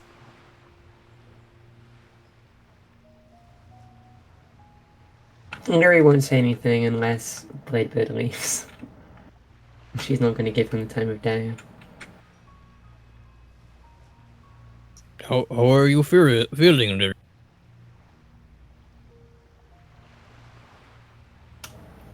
Lyri just kind of gives Buhd an empty expression. I imagine she needs some rest. Who wouldn't after that ordeal, says Severus. That true. And probably food. Maybe get her a beer of tea. A what? Says Severus. Eat a sandwich. Not a big. Yeah, I'll ask, actually I'll go get it myself. And Severus runs off. I was gonna say maybe don't ask the no. A kobold. Severus will run off.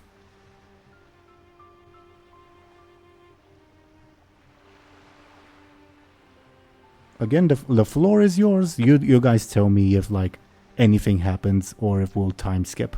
If that makes sense. Can we, like I said, chain Gurin to Lyri? Sure, if Zelris allows it. Yeah. I imagine you like chain like their arms together, or Yeah, hopefully the one arm with hand that she has. oh, okay. Because I imagine then, if not, the chain could slip off pretty easily. I guess so. Again, Zelris, you do have the option of like making a hand out of like void energy. I'm aware.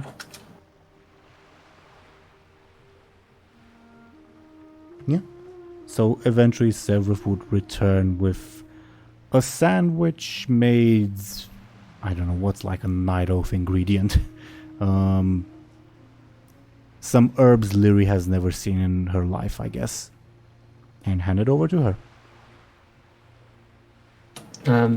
Lyri will take it and eat it and kind of angrily eye Bladebeard to see if he's gonna leave or anything. He just smiles and winks.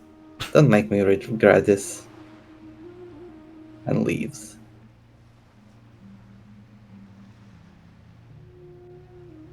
Lyri kind of motions for Severus to shoo. She will. No questions asked. Leaving you with Buhd and Benjamin. Lyri will turn to Benjamin with a horrifying glare on her face. Hey, Benjamin. Lyri, You chopped my hand off, Benjamin.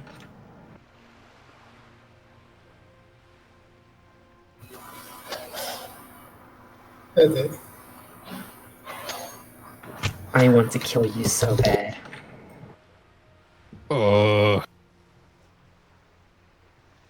Maybe don't say that in front of Buhd. You're fine, bud. Well, Cut I- him.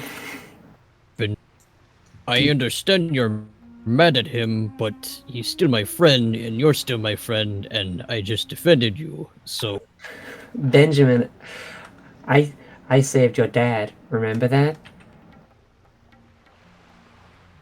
Remember when I saved your dad, Benjamin? Remember when we saved you multiple times? Is this the game you want to play? Do you remember when we talked while burying your uncle? I opened up to you, Benjamin. And this is how you repay me?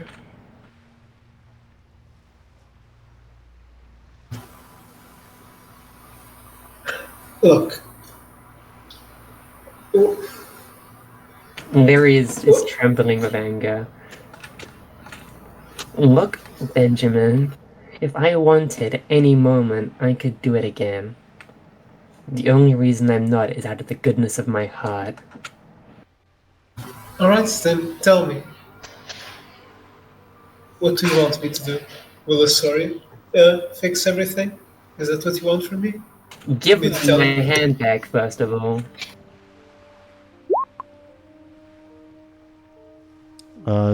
The viewers can see DoomGoblin typed in chat, and here's the reason she was gagged. I thought that could. You mean the one we gave to Ziharu?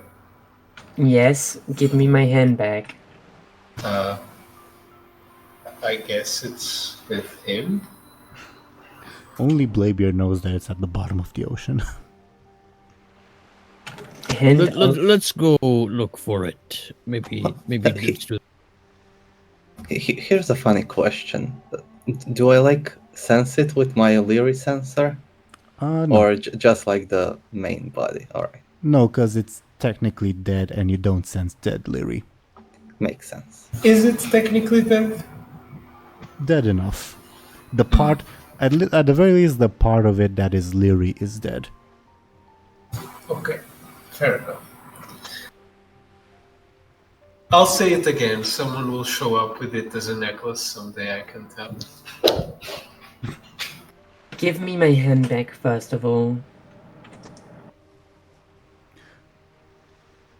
Above board, if you guys want, you can like summon Ziharu or like go to him. He'd be like on the top deck somewhere. Will Gurren let me move? Will he just stand there? If you attempt to move, he will follow you. Because, yeah, but he will let Okay. you move. Okay, that's good to know. You now have the same movement speed as him. Pretty much. Listen, Benjamin, this is really important to me. And I'm willing to forgive and forget if you get it back and put it back on.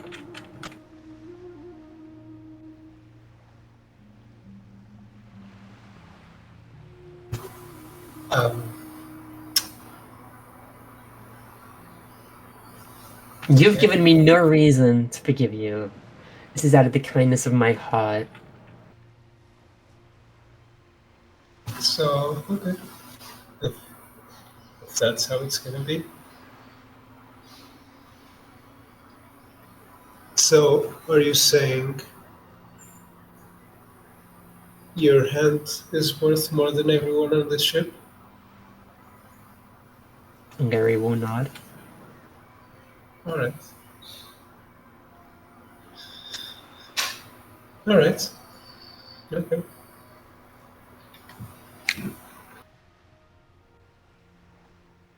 Why did you do it, Benjamin?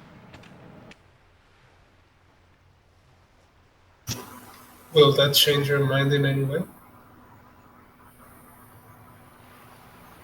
Lyri shakes her head no. And what's the point? Because I want to know the truth. Well, the truth is, I was tired, I was pissed off, and I aimed for the bread, but something in my mind just pulled me to aim just a little lower. It's as simple as that. And you want to know if I'm sorry? Of course I am, but I'm sure you already knew that, and I'm sure telling you won't really make a difference. How would your father feel about you? Well, that's for him to say.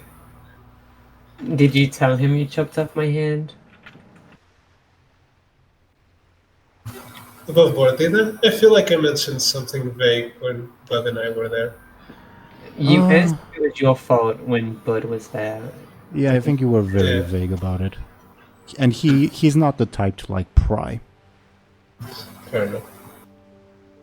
Above board, he'd be below deck, probably resting at this point.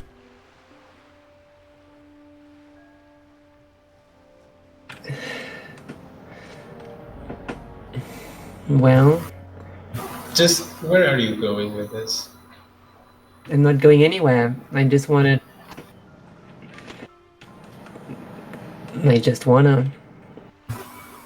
Did I tell you anything you didn't already know?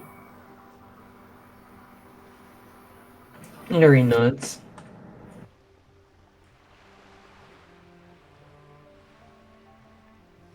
Look, I'm not happy about it happening, but that is absolutely no justification for whatever you did afterwards, okay?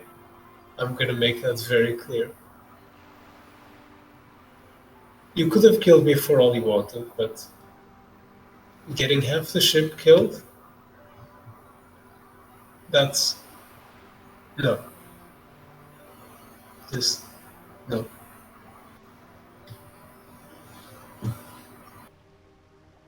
Lyri looks to Bud. Was it you, Lyri? Or was it the ethereals in your head? What do you mean? When you were angry, you did not speak with your own voice. Somebody else did. Mm-hmm. Did you, or did you not, make people kill each other? I did not do that. Did you let it happen? No.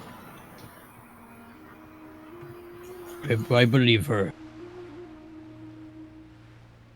If I What did if I knew they were gonna kill each other, I wouldn't have tried to sink the ship. That's even worse, because it would get everyone killed. So are you with me? So are you with, Exactly. so If I knew they were going to help me and assist me, I wouldn't have tried to sink the ship. I think it was dumb to try and sink ship. Lyri shrugs. You mad at Benjamin, you take it out on him. But not everyone. I don't care anymore. Just give me my hand back.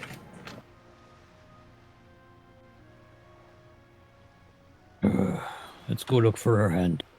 Let's summon Ziharu. Yeah, above board, of course, you can look on your own, or you can summon quote-unquote Ziharu. Do let me know which option, or if you do them all. Let's summon Ziharu first, because he was the last one soul with it. You'd easily be able to get his attention, and he would walk over, and he'd say, I am pleased to see that you have, come a bit to your senses. Above board, he's referring to the fact that you were kind of out of it when he tried to heal you. Not to, the conflict between you guys, if that makes sense. Hi, mister. Do you have my hand? I put it on that crate over there. I couldn't carry it while I was healing the others, but I suppose someone must have taken it? Taken it? Why? I do not know. I truly apologize. I was frantically trying to heal the injured. I put it on that crate, I'm sure, but as you can see, it's not there. Lyri's gonna try looking around the crate, see if she can find it. Sure, give me a careful. I guess I can tell you something on a critical success or something.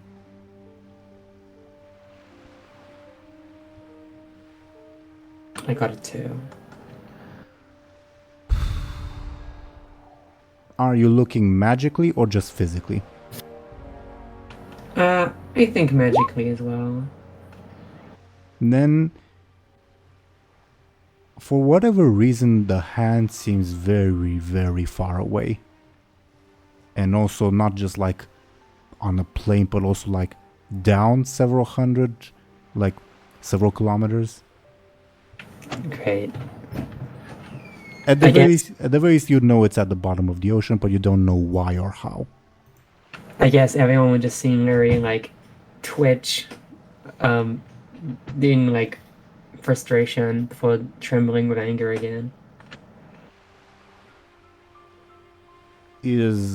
I truly apologize for this. I will ask the crew to see if they have seen it. It shouldn't be hard to miss. It's at the bottom of the ocean. It's at the bottom of the fucking ocean. It was Bladebeard, right? Who else would chuck it in the water? I should remind you, we were also attacked by Naga on the way, so...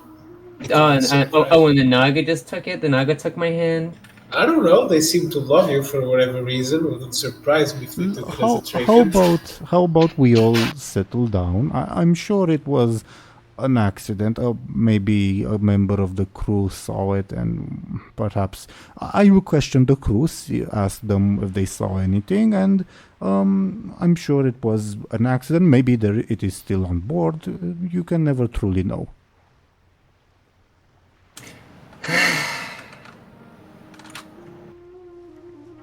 Lyri pauses for like a moment. Ziharu would motion to like move away to start asking people in the crew if they've seen anything. And above board, I will roll to see if like anyone saw Bladebeard and Manus's transaction. Benjamin, can you get me a piece of paper and a quill? DoomGoblin, for that reason, can I get a sneaky from you?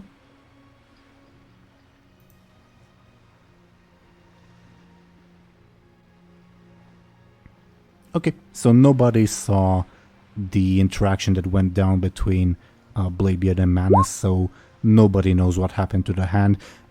The only thing that is certain is that none of the crew like had anything to do with it, if that makes sense. Thompshire is typing. Benjamin, get me a quill on a piece of paper right now.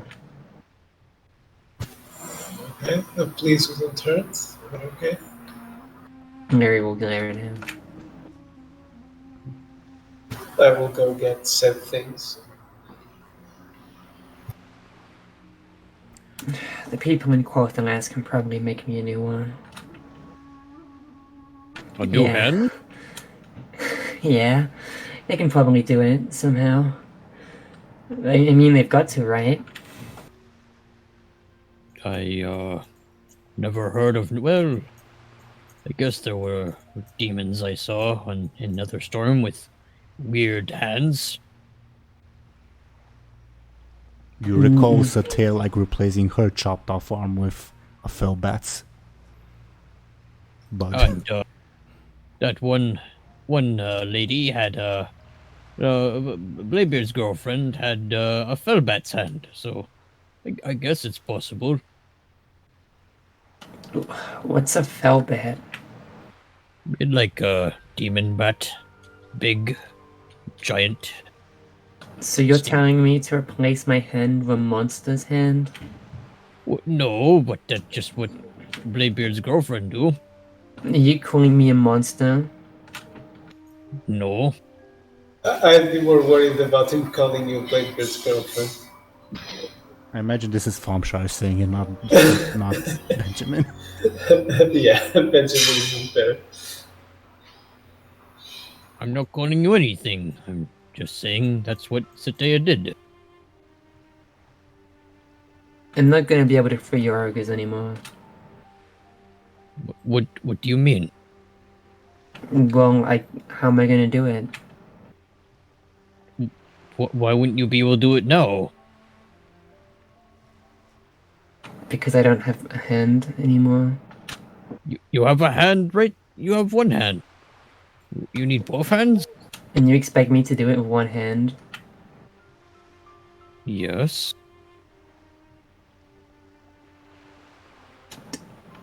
I don't think you understand, bud. How would you expect me to do anything with only one hand? I think you can manage. I've seen lots of people with one hands do things. Right. You can do it. Just looking at the thing makes me sick. I mean, you almost sink entire ship with just one hand. That means something. That wasn't me. Well, no, but you wanted to do it. You clarified that. Just because I wanted to do something doesn't mean I have the ability to do it. They're confused, Bud, but okay. But if you can't free Bud's ogres, then we're gonna have to find somebody else. Just wait until I can get my hand from Solvermere. Above board, Thompshire, Benjamin can return with the requested items whenever, because they would be easy to find. Yeah, sure. I'll be back. Okay, now Lyri kind of like sits on the floor and puts her hand on top of the paper. Benjamin, trace over my hand if you're truly sorry. What for? So the people at Silvermoon can get the specifications right? They just have to flip it, that's all. Trace over my hand, Benjamin. Alright. You know this looks like a drawing a child would make, right? I'm pretty sure I have a paper with this at home. Lyri, Zelris, can I get a careful from you? Sure.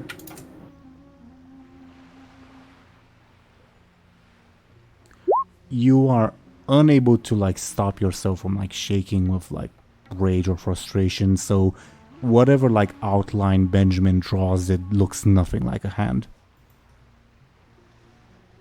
I mean, this might be useful, just not as a hand.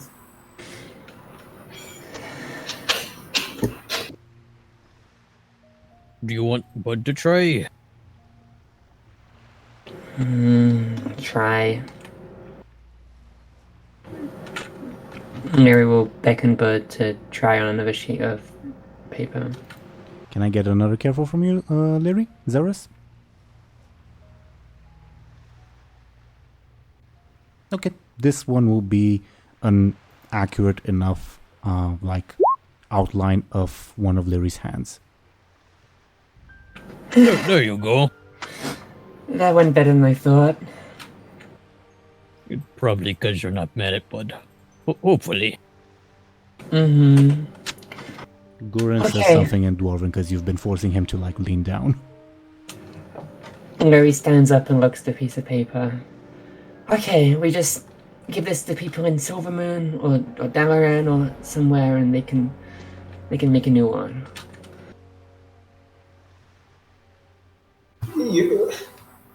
You know it's probably easier if they make a mold of your hand in Dalaran, right? It doesn't matter where they do it, they just need to do it. All I'm saying is that the paper is absolutely useless.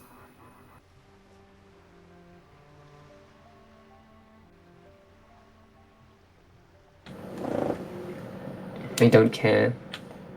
Lyri will, I guess, turn around and not face Benjamin anymore.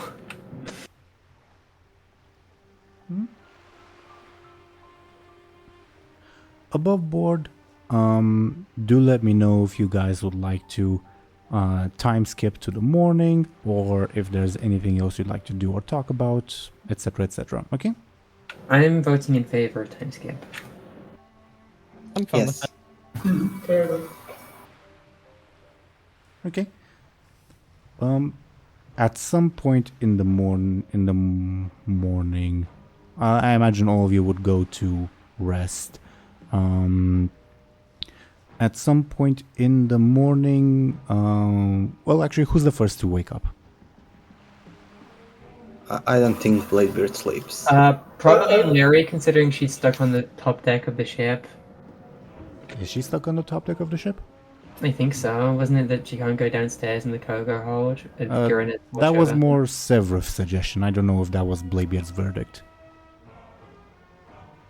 So up to DoomGoblin.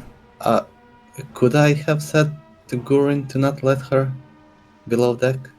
Sure. Yeah. Alright. Okay.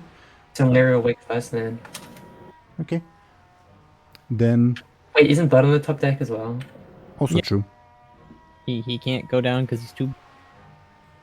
Damn. Oh yeah, he still has Benjamin's orb. He hasn't given that back yet. Again, I think Banrak has used that more often than Thompshire has. Probably because Buhd needs to use it more because he's too big, usually. Or they go to alliance areas a lot. Fair. Hopefully, whenever we go to a horde location, Benjamin can start using it, and vice versa. Either way, the only thing I wanted to, like, quote-unquote happen is whenever Lyri like starts waking up, Lyri, you would like feel like someone like walking next to you. You'd recognize the voice of Frederick from yesterday, who would say, "I'm glad to see drastic action wasn't necessary," and he would walk away.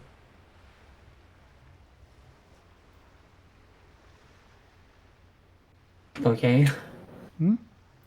Above board, like, I had a whole like thing prepared of like every single member of the crew who was/is in Lyri's cult, to like find a culprit in case something happened, but said something is not gonna happen apparently, so that's all, so that's good. Either way, yeah, you guys would, I imagine, start waking up. DoomGoblin, you said Bladebeard doesn't rest. What's like on Bladebeard's mind at the moment?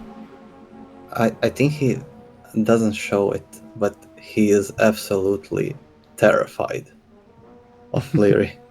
He's like sleeping with his eyes open, looking at the ceiling with his dagger in his hand, and just focused on her location in his mind. I imagine the dagger would whisper to you, "Feed me her blood. Feed me."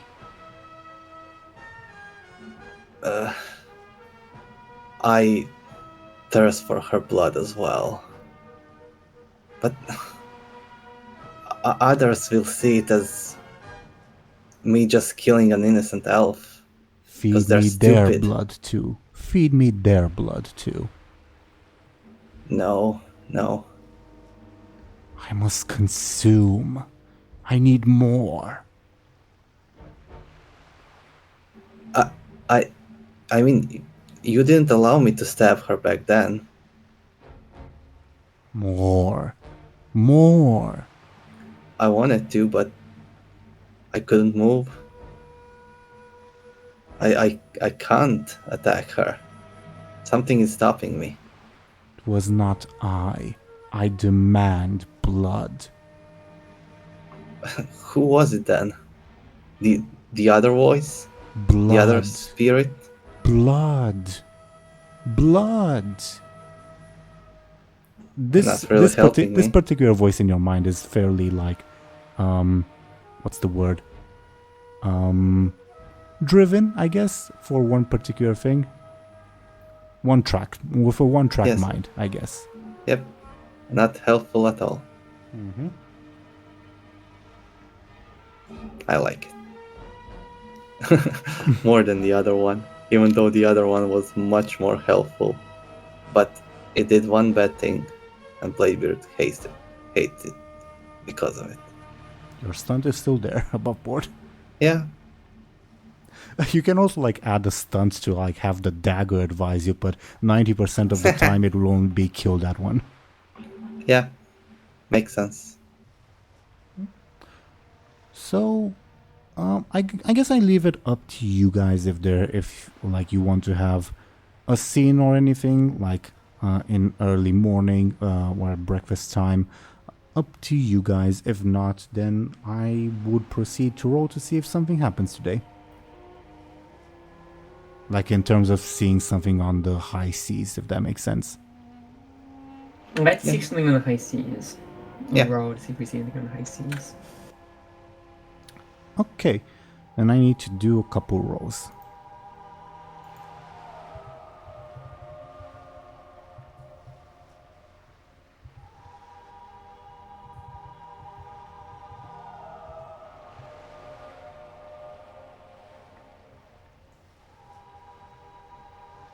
Okay, interesting. 24 horde ships appear. Not quite. The weather is as pleasant as it was yesterday. The wind is fairly favorable.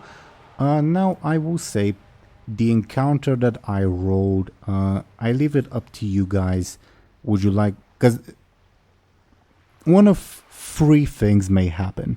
Would you like dealer's choice, or would you like to roll to see which one? Like random. So random or dealer's choice. Maybe learn about it first. Sorry, I didn't understand you. I'm sorry. Maybe dealer's choice, unless other people want anything different. I agree with that. I don't trust the dice anymore. Fair enough. Sure. Fair enough. So, as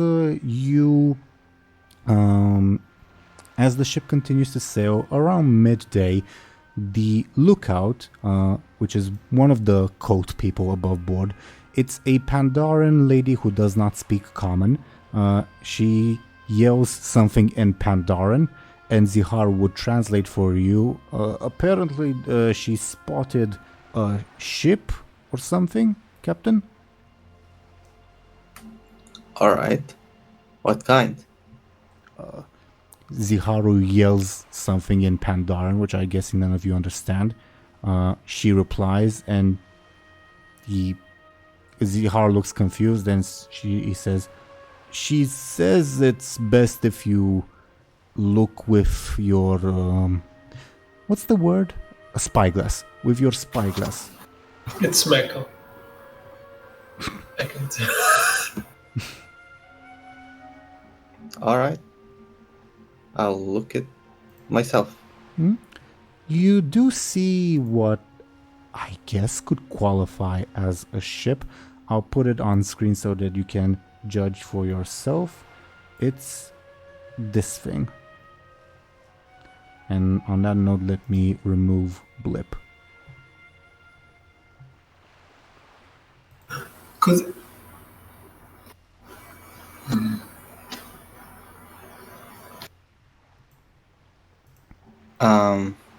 I see some like wooden planks and a stick. Do you see anybody aboard? Feel free to give me a careful, Bladebeard. Sure.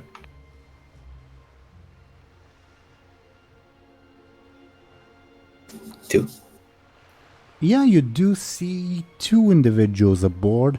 Obviously hard to tell at this distance. One looks fairly tall, one looks fairly short. It's clearly like a floating wreck. Oh, I guess it's like maybe some survivors from a ship battle. Oh, should we go and rescue them then?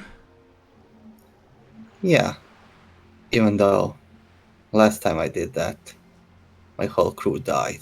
But yeah, we should. Very well, I'll give the order. I apologize for asking, but are you well, Captain? You look as if you haven't slept. I am great. Another day, another adventure. Very well, I trust your judgment. And Ziharu would carry out your orders to like sail in the direction of the float stick. Meanwhile, what's everyone else doing? Would I catch wind of this? You would see like ship activity, and yeah, you see that you change direction, not like too severely, like couple degrees, if that makes sense. I guess I'd go to Bladebeard.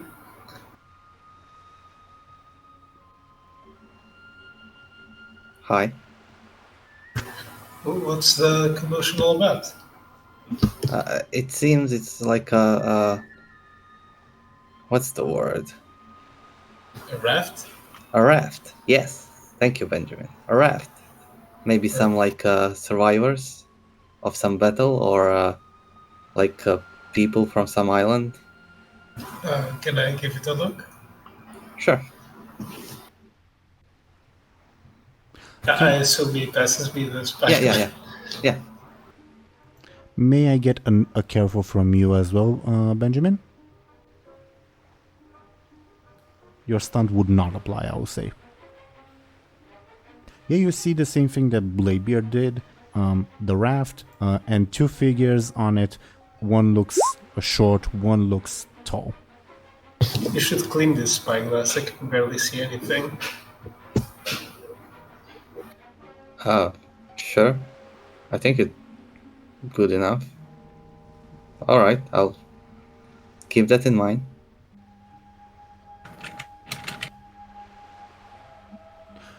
Anyone else before the ship approaches the float stick?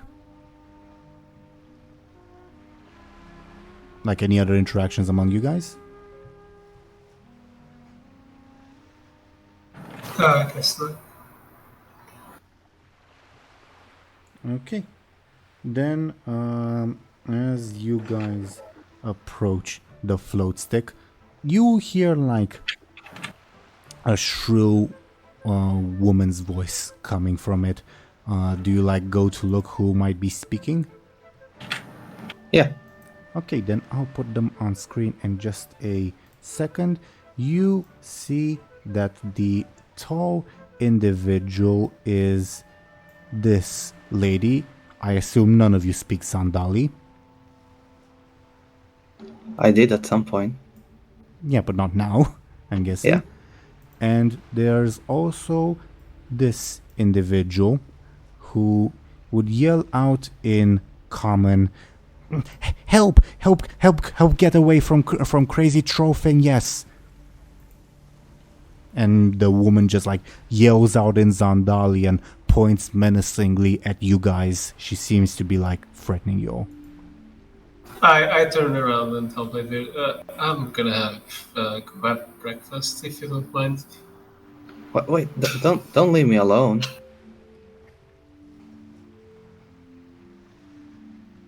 Benjamin? What do you want me to do? I don't know. Last time I helped a troll, bad stuff happened, and I don't want to be racist. I mean, this is obviously not the same troll, but can I trust these people? Well, do we have anyone that can speak troll on board? The kobold still yells out, "Please help please get away far from this crazy one. Crazy. She take Fizz quick as slave." And the Zandali just yells something in her native Zandalari yells something in her native language. We should at least help the kobold. Is Zahara still around? Yeah, he would be. And he says, we don't have any troll crew members, I apologize. Well, I guess we should bring them on board and see what their situation is. Yeah, maybe we can have Buhd point his big cannon. Maybe that will scare her enough to drop her weapon. Bobo, she doesn't have a weapon. She is like missing a hand and has like a claw. Oh, thing in place. I thought that was a rifle. Okay. No, it's a fist weapon. Oh, okay. Then, still the same idea. Just have Buhd pointed to stop any hostilities. I think he should point that thing towards Lyri. Look, do you want to handle this or not? Very Sure. funny, Benjamin. What? Very funny. I like to imagine she like suddenly pops up like Benjamin wasn't aware that she was there. I mean, that's the thing she would do if she wasn't chained to Gurren. I'll go find Bud. Please help get away, crazy troll thing. Yes, get away, please, please. The troll yells something once again. The crew just looks confused and did I look at Bladebeard like, how do we handle this situation? Throw them a rope. Let them climb on. Sure. The crew would prepare to throw the rope. Before they would, I imagine, Benjamin, you would find Bud. Hey, we need your cannon for a bit. Can Lyri be with Bud as well? Of course you can. Okay. Lyri will wordlessly follow Bud wherever he goes. Oh, Banrak is BRB. I didn't notice that. Okay, we're up at XBRB. Can Lyri, like, sense where they are? Like... In the world? Like, are there, like, any ley lines or anything she can orient herself with? Because... she doesn't know where she's being taken. Give me a careful, but it'll be a very difficult roll. Okay. No, that's normal. Oh, welcome back, Banrak. I think I'm in the Outlands right now. Well, that roll... you've never been, like, good at, like, geography. Probably, like, the part of the reason why you wound up all the way in the southern eastern kingdoms. But... like... At the very least, you know that the ship couldn't have traveled to the other side of Azeroth in just, like, a day. So that's at least something. Yeah, it's not very precise, though. Banrak, welcome back. Benjamin and Lyri are looking for you, and Bladebeard as well, because Well, they... Lyri is at Bud. Fair. Because... Well, I'm not entirely sure. Oh yeah, but anyway, they saw this like floating raft with a kobold yelling out, "Please help me, the Zandalari troll enslaved me," while the Zandalari troll just like makes imperious gestures and speaks in Zandali. And they asked for to look for Bud. Are you with us, Banrak? Yeah. Okay. Sorry, it was a bit information overload. What's going on? Just come with me with your cannon for a second to see if you can calm them down, you know? Okay. Good old Ken. Yeah, you guys would rejoin like Bladebeard facing this raft. The crew hasn't prepared the rope quite yet, but they will in like a couple seconds.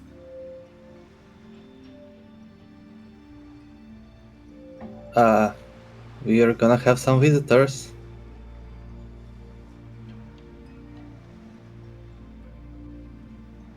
Okay, so the crew throws over the rope, and the kobold will like hurry to scurry up.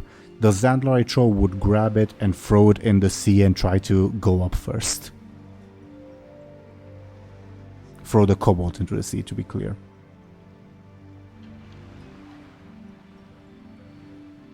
Do you allow her to get up? Yes. Okay. She gets up. Probably like some members of the crew like rush to help with like maybe some food and water, because it's probably fairly clear that these people aren't doing very well. She like snatches the water, drinks it quickly and yells out something in Zandali. She seems very like imperious. Sorry, go ahead, Zelris. Lyri's wearing her mask, by the way, so... And she's still purple, just to set the scene. Is like the kobold drowning? The kobold would have like climbed back up the raft and would make their way up the rope, although more sluggishly. I can't believe you guys are inviting another kobold on board. He has a candle. Is good value. This is going to devolve into Garrosh's mongrel horde if we're not careful. Maybe. Yeah, the Zandalari, like, how should I say, like, walks, who looks the most important here? Probably, Lyri or Benjamin, I guess, would look the most important. So, actually, probably not Lyri, because she noticed the chain, so she'd walk up to Benjamin, and she'd, like, poke Benjamin in the chest and say something in Zandali, sort of, like, almost ordering him to do something. Hello? She says something else in Zandali.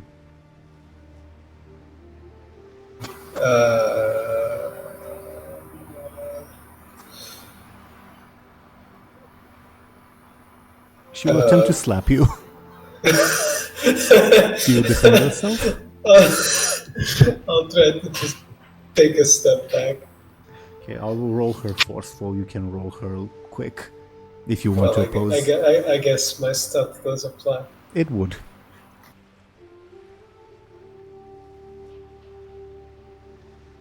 But let's see what you roll. I rolled a 3. I'm looking at a 5. So you narrowly dodge her slap. She looks more annoyed and once again yells out something in Zandali and points a finger at the sky. I look at the sky. She yells out something like she's annoyed that you're looking at the sky. Look, lady, we should all, take a deep breath and, talk more calmly. Is Bladebeard nearby above board? Sure. She'll attempt to take your hat. Do you oppose this? I'll try to move away. Then give me a quick, please. 2, I'm still rolling for her. Okay. 1. She fails in taking your hat, and like she tries to make us like swipe at it, and failing, she like yells at you this time and points her finger in your direction, and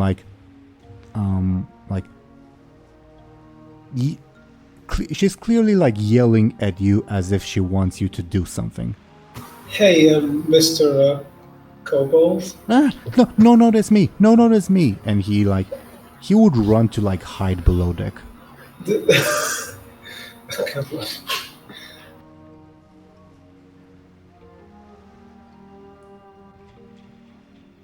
Yeah, she would, I guess, looking at Buhd.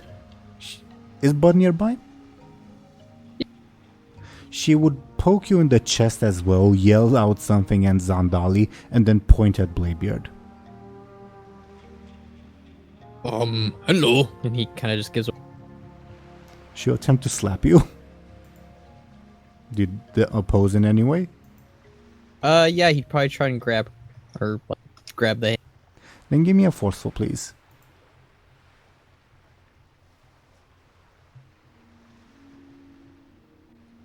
Oh wow, she's not doing well. I think she should be docile now. Holy shit. Okay. Banrak, you completely dominated that roll against her. She's like at your mercy. I don't think Bud's trying to break anything. I think he's just trying to stop her from hurting. Yeah, So he kind of she'd weakly try to struggle against your grip, but you're obviously much stronger. And she'd continue yelling something at you and Zandali, and like this time like poking you in the face with her remaining hand, or at least trying to. Stop that. Well, where's that Zenzi when we need him? Oh, maybe I can ask the Roa for help in understanding her. It's been a while since I asked him for help. Can I get a flashy from you? yes. Oh, did I? Yeah, I did. I rolled that right. Okay. Okay. And then as you say that, would this voice be familiar? I don't think it would be familiar to anyone except Lyri. You hear like a shrill voice at the bottom of the Zandalari's feet say, "She says you her crew now, rich man." And if you were to look down, you would see a tiny little raptor at the Zandalari's feet. Hello, little raptor. Eh, you stinky rich man. I like it. Oh, most people don't like Bud stink. Then the little raptor would look at Lyri and would hiss at her.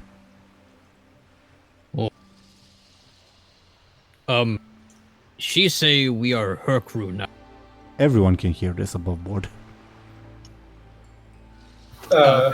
Well, too bad, because she's our guest. Come on, who doesn't like a good rags to riches story, rich man?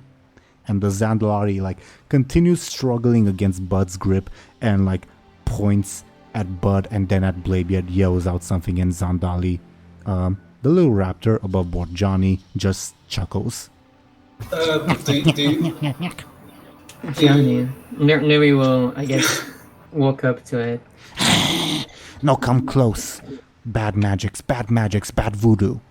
Johnny, you abandoned me, yet you expect us to let this one on board? You abandoned the true way. You know, friend of Johnny. You know, friend of the Loa.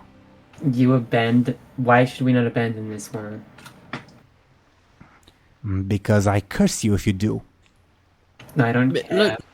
Let's not make any more enemies, please. Enemies? It's one single troll. Throw it overboard. I'd rather. I don't think you're in any position to demand that. I'm not going to throw anyone overboard. Remember, Benjamin, any moment, then Lyri will stare at him. Did Lyri come close to the troll? She approached it a little bit. Then when Lyri comes close, she'd attempt to take her mask. How does Lyri defend herself? I mean, it's tied around the side, the back of her head, so... She'll still try to pull. That's gonna hurt, but okay.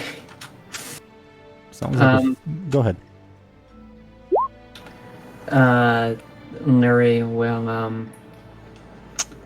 I guess, quickly try and duck out of the way. Give me a quick.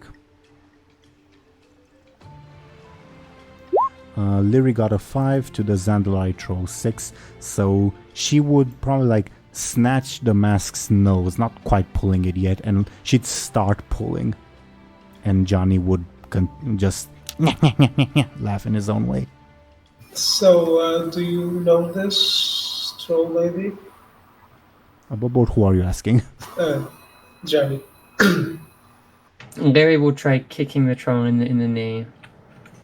Yeah, you kick her in the knee.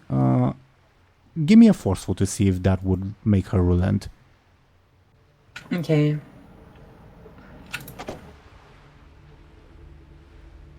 No, you have weak kicks. When Benjamin asked that, Johnny would say, "Course, I know all the poor children of a Zandalar rich man." I think the moment Lyri does something violent, Gurren will try to break her bones.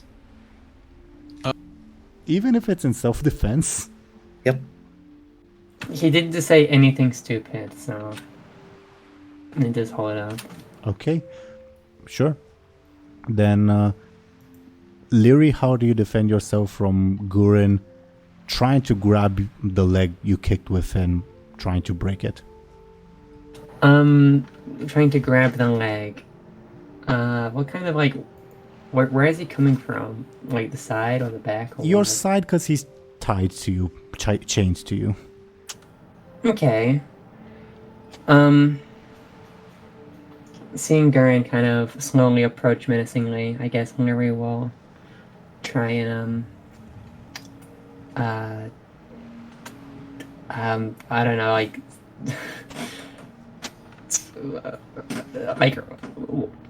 What can she do? She's being held in place by the troll. You She can can't really blink. run away. I can blink, but oh yeah, I can blink. Wait, does that work even if I'm stuck to the thing? Like I'm still chained to Gurren, right? Gurren would be blinked with you, but he'd obviously be disoriented, if that makes sense.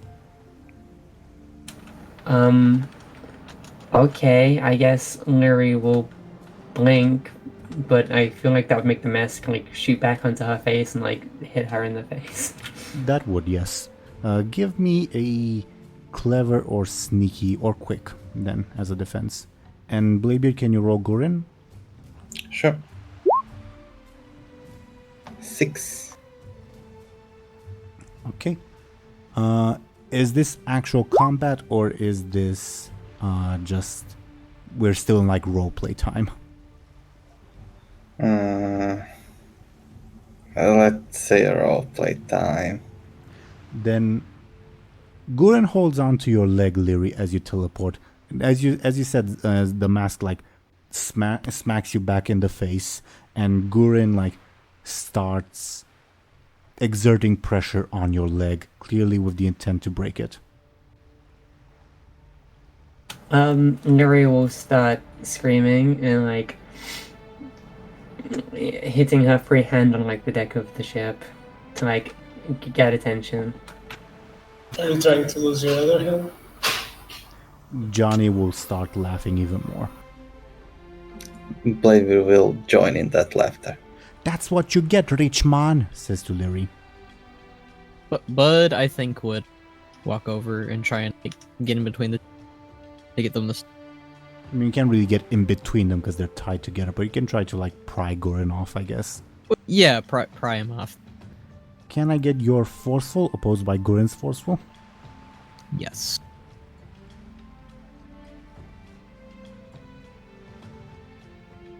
Yeah, you'd be able to pry Gurren off. Gurren says in Dwarven, only Bladebeard understands, have to break her bones. It's fine, Gorin. Not yet. Alright, then Gurren stands down almost robotically. Bud kind of just sighs, put Lyri back down or whatever. Bubble, would you have let go of the Zandalari? Oh yeah, I did that a while ago. I was gonna say something. Then, when she is dropped, while this is happening, she'd try to take Benjamin's coat, probably. How does she do that? Try to, like, pull it off of you from the back. How do you defend yourself?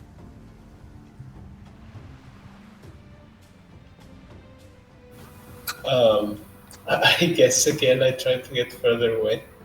Give me a quick.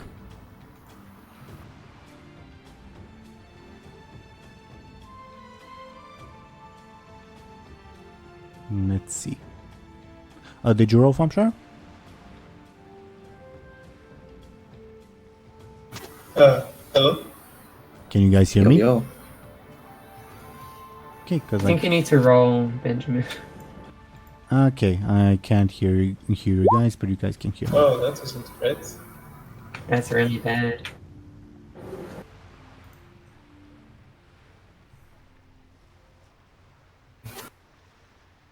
I guess I'd want to use a fate point to reroll. Teeironor, can you hear us? Can you guys hear me now? Yeah, Yep. we can hear you now. Yep. What about now? Can you guys hear me now? Okay, so you only hear me on this setting. Okay. Thankfully, even though you guys couldn't hear me and I was fixing audio issues, you did the exact thing I was asking you to do. So thank you. Okay. So, I was saying that I was going to use it. yeah, I could hear you. So what are you invoking if you want to use a fate point? I'm going to be invoking not in my head. I guess I've had people try to steal things from me. Sure. Give me a reroll then, or if that's what you want to do.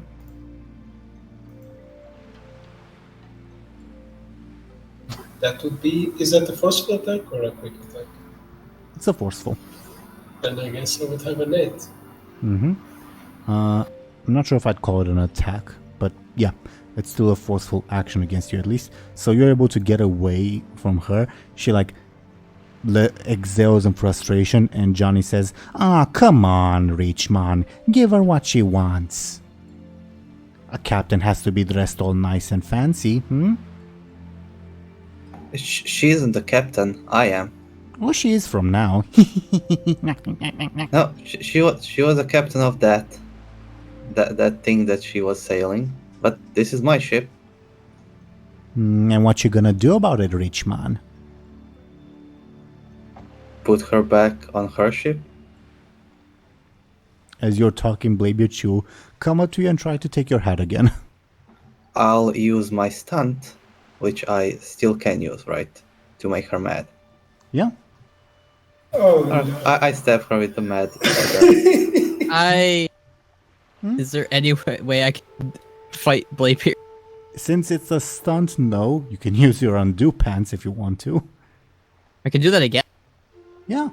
It's not once per session, it's like... Oh! Actually, it's once per round of combat, but the random effects can be very random. Okay, I'm doing that. I hope Well, she I mean- farts again. He'll just get another shot back with the dagger. Well, so first of all, let's take this again, one step at a time. Bladebeard, like, pulls out his dagger and stabs the lady with blood's passion. You hear its voice in your mind, Bladebeard, say, "More." And she, like, takes a few steps back from you and just lets out the loudest screech. And she's attempting to poke her eyes out, if that makes sense. And obviously she'll succeed. And then she will attempt to do the same thing to you. Does Buhd uses his thing or no? Benra, can you hear us? Benarak is speaking. Though Yeah, we can't hear him. I see his Discord icon light up, but I don't hear anything.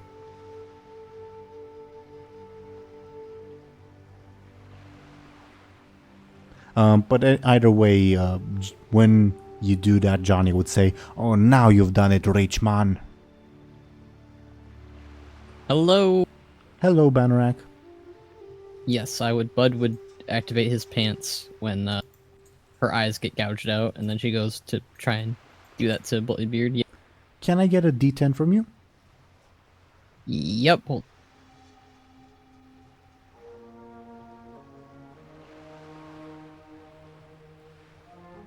Let's see. Ooh, lucky number 7. Wow. Okay, interesting. Okay. Okay. So at which, like, because this is like an undo button, you're practically undoing Bladebeard's stunt, correct, Banarak? Yes. Okay, so we go back in time once again to like the point just before Bladebeard decides, okay, I'm gonna stab this lady. And once again we see things from Banarak's point of view. No one else is aware that time just got reversed.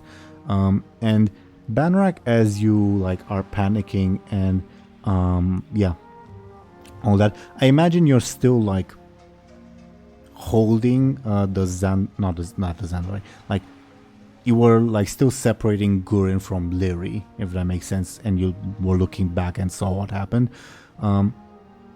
All of a sudden, after all this is over, all of your clothes disappear.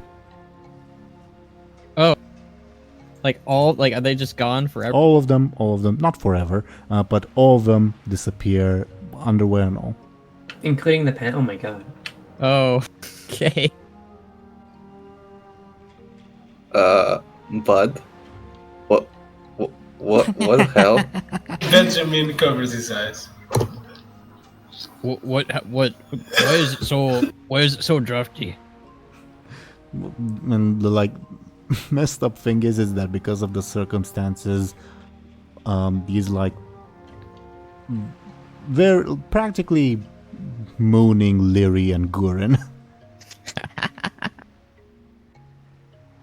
Great. So he's just naked now? Buck naked, yes. I mean, I'd rather be mooned than whatever's going on in front, so... And the Zandalaritro would also stop and not try to grab Bladebeard's hat. And she starts laughing at Buhd. What's going on? And after a couple seconds, all of your clothes magically reappear. That was weird. Oh, you have the same ability as Shalon. You can just like become naked whenever you want. Oh. That doesn't explain eyes getting gouged out and then, that not happening and then Bud's clothes disappearing. The Zandalaritro yells out something at you, Buhd, like points at you. And Johnny just snickers. What did she say? She say, do it again, rich man. Yeah, do it again. I don't know how. The Zandalaritro like yells out something. She basically she yells out the same thing, so you know that she says do it again, but she sounds more annoyed this time. Bud just shrugs it. Then she'd approach you and start poking you in the chest and will say the same thing. Come on, rich man, says Johnny. Don't spoil the fun. Why you want to see Bud naked? She would attempt to try to forcibly undress you. Bud kind of shoves her away or tries. Sure, give me a forceful.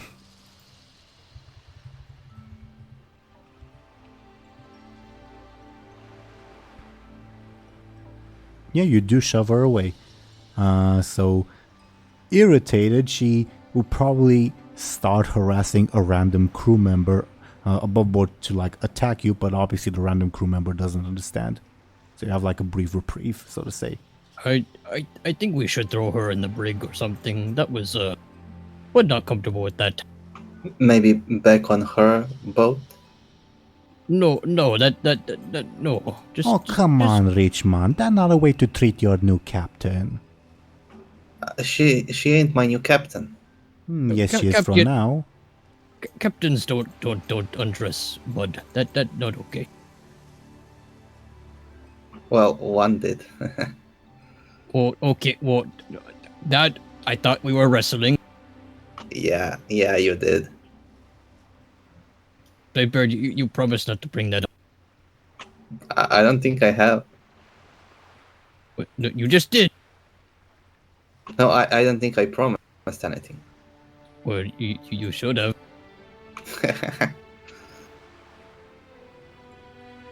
The Zandalaritro, seeing that she's failed in like convincing any of the crew to harass you, Buhd, she will go ahead for the captain's cabin, her rightful place in her view. No, she's leaving now. Well, it was fun seeing you all again, rich mans. And Johnny like disappears in a puff of smoke.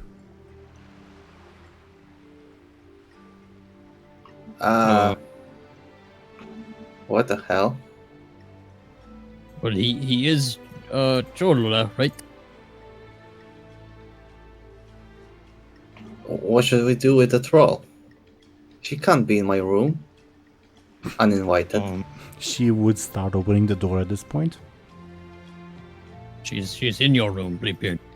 Ah, well. Bladebeard pulls out Blood's passion and starts walking towards her. No, but would chase after. What?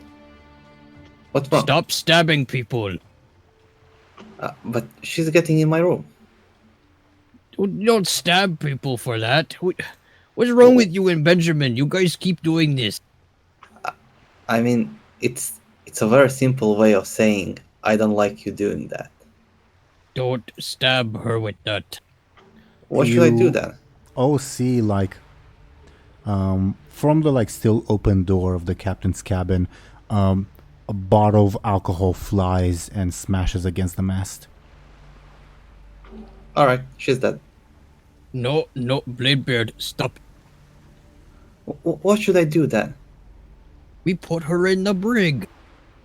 Come on. That's boring. Well, I don't care if it's boring. It not good. Very well. You do it then. She's your Fine. responsibility now. Okay, we'll take her to brig. Well, how can Bud take her to brig? Bud too big. I don't know. Who will deal with her? You or me? You'll still have the orb, by the way. Okay, I gotta use orb then, I guess. The only way Bud can go down there anyhow. And then Bladebeard's cat runs out of the captain's cabin. Bud would, I guess, use the orb and then go to grab the troll lady in the cabin. You see that she has dressed herself in Bladebeard's bedsheets and is drinking from what looks like a very expensive bottle of alcohol. come on, we're taking you to the brig because you've just been terrible. She smiles at you and says something in Zandali and makes a shoo motion. She makes a what? Like a shoo go away motion. Bud would walk over and try and pick her up. Okay, give me a forceful, please.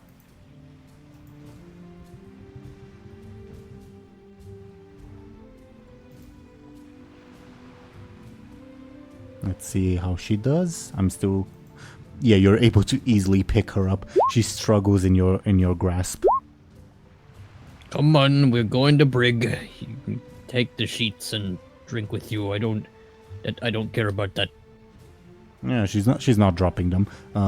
Yeah, all of you would see this the Sandalite troll clad in Bladebeard's sheets and with one of his priceless bottles of alcohol already opened, being taken like probably like an American football or whatever to the brig by Buhd.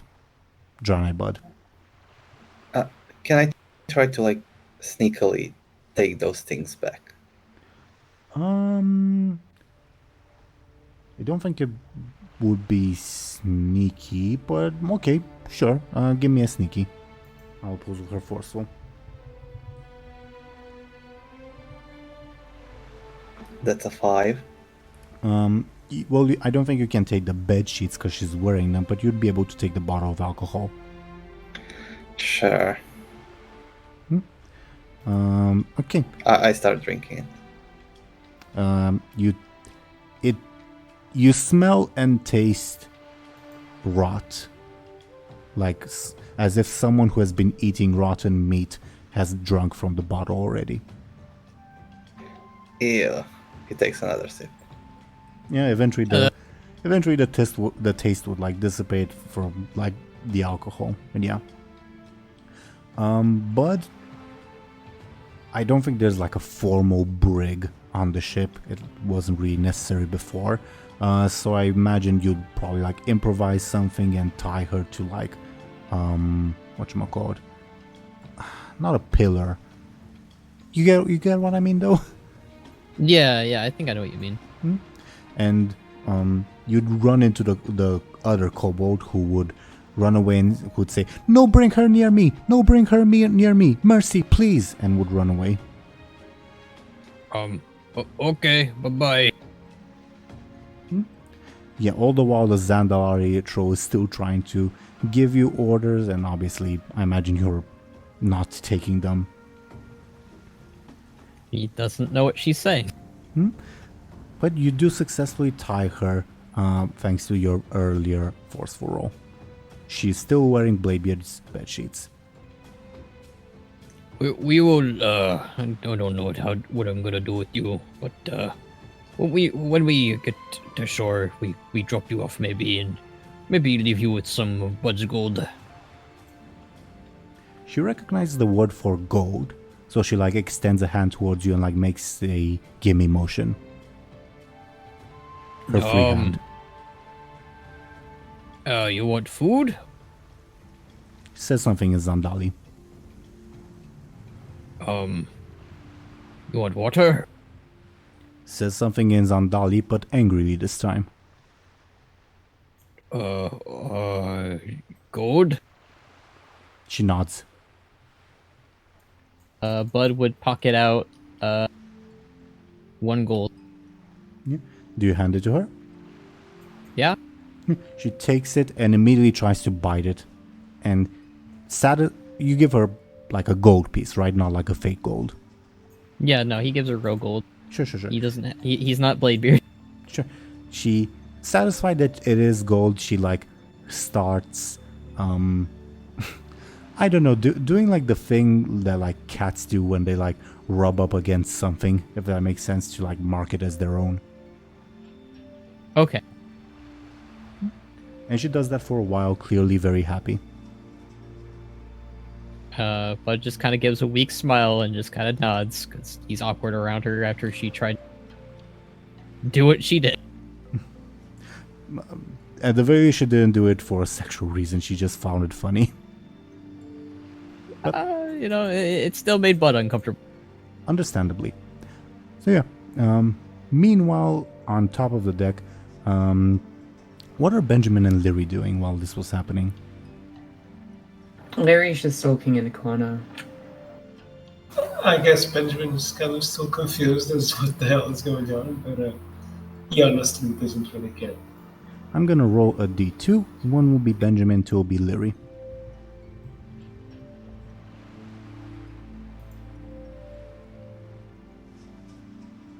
Let's see what the dice says. 1 Benjamin. Okay.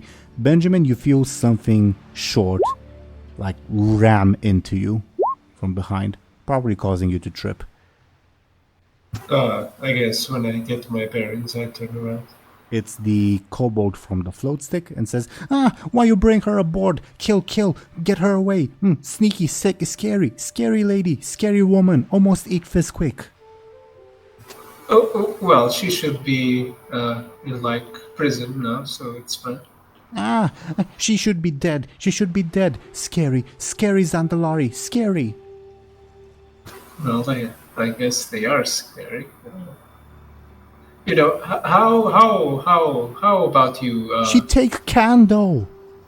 Pointing at his head, where the candle is there, but it's extinguished.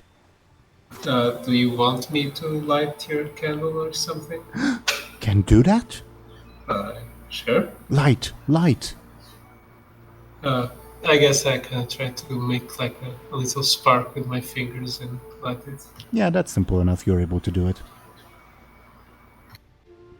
No, you light candle. He'll try to give you a hug. Do you allow this? Sure. Then can you also give me a careful? Because I'm asking you to give me a careful because he might unintentionally burn your clothes. I like my clothes. I'm gonna use a fate point to reroll. What are you invoking?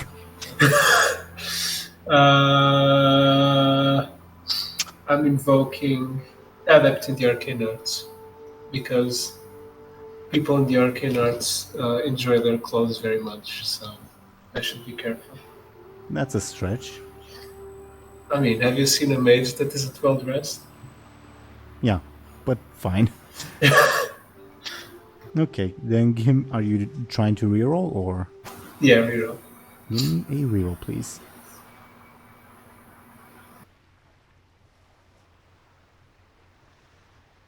Wait, did you already reroll? Mm-hmm. Oh, then I'm an idiot. Okay, so it's a 2 to his 3. Yeah. Okay. As it hugs you and like holds on for a while, you start smelling of burning. Okay, that's enough. And as he pulls back, you'd see your like what's the word for it? Like your collar thing, for lack of a better term, it's slightly on fire. So did he like jump on me to hug me or something? I mean, I thought you were still like on the ground from him tackling you. Oh, okay. Yeah. Fair enough. He says, "Ooh, blessing of the candle, yes." Yeah, okay. How about you check out the kitchen? There's another kobold there. Maybe you can make friends. Another kobold? Does he have candle? He has a skull and a funny hat. He like stares wide-eyed. Have knife? I guess. Hand. Give. Oh, I thought you meant him.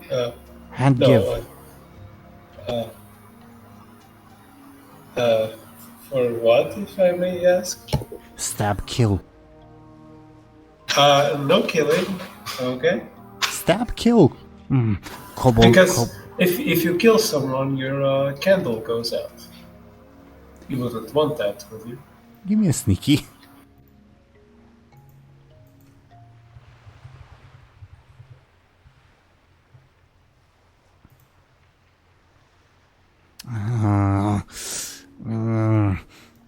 He'd like stomp over to Lyri. What's Lyri doing? Lyri's just skulking on the tuck deck at the ship. The little kobold walks up to you and says, You go stab kill kobold thing, yes? Fistwick Lyri- says so. Lyri doesn't look at all. Why no stab kill? What wrong with you?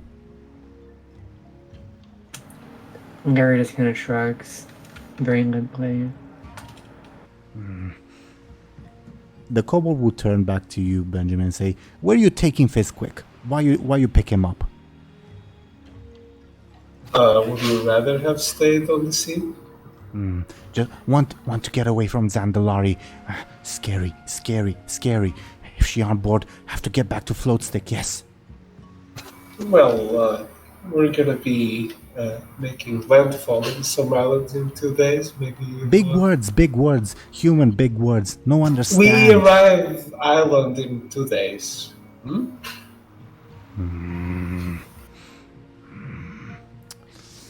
What in it for Fistwick? I don't know. You tell me. You stab kill Zandalari, yes? No. Then he would go back to, at least attempt to, go back to his float stick. I mean, you'll get fed here if that matters. Give food, need supplies, yes. No, not for you to leave, but to stay here and eat. Like, Terms, conditions. Why no kill Zandalari? Why no kill other kobold? why do you want to kill him? He no have candle. Heathen. Bad. Did you not have a candle just like 2 minutes ago? But candle was taken. Yes. Candle was taken. Now have back. Maybe his candle was taken too. Have you considered that? Give me a clever.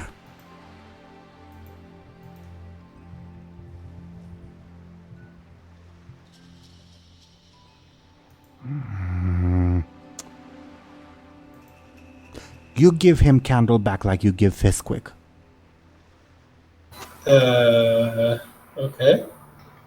Now. But he wears like a fancy hat. It would probably burn it. Give candle now.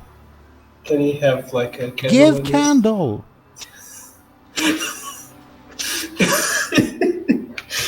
Can't he have like a candle in his table or Give something? candle. Give. Just give. Stupid human thing. Hey, no need to be rude. Fistwick frustrated. Then have a drink of water and take a deep breath. Give candle now or Fistwick go back to float stick.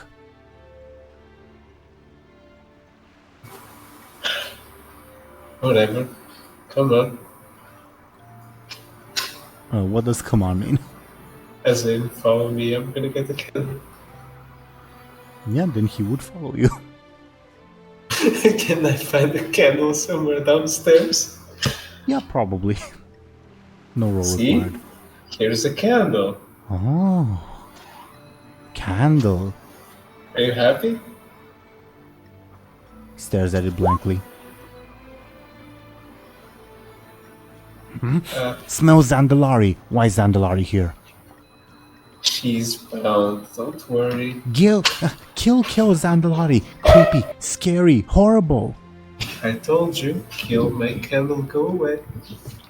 I think Buhd would probably come into the scene at this point as he was leaving the Zandalari. That right with you, Banarak? Can you guys hear Banarak? Nope. Nope.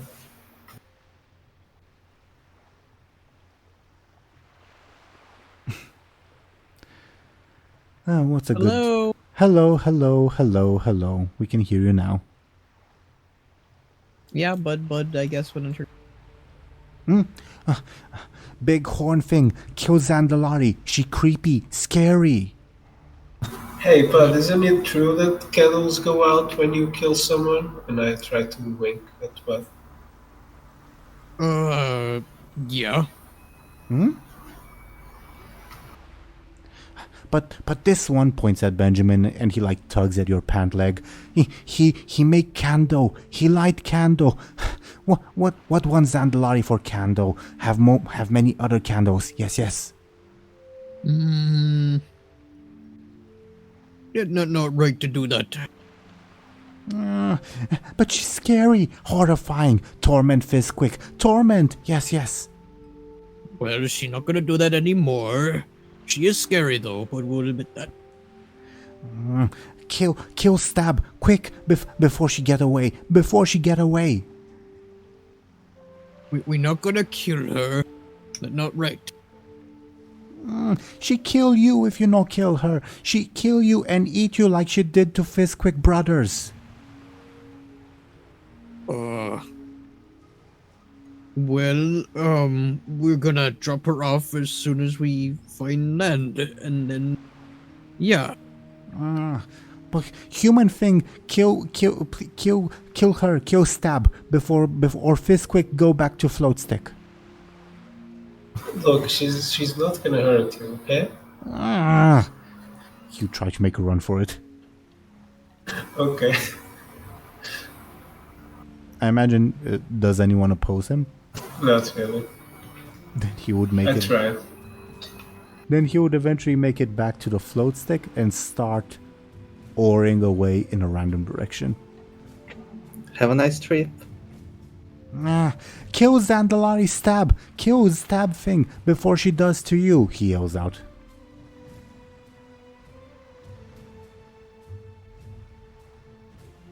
Yeah. Fizquick sails away. You guys are left for Crazy Zandalari. That's the event of the day. If that makes sense. Fascinating. Yay! Alright.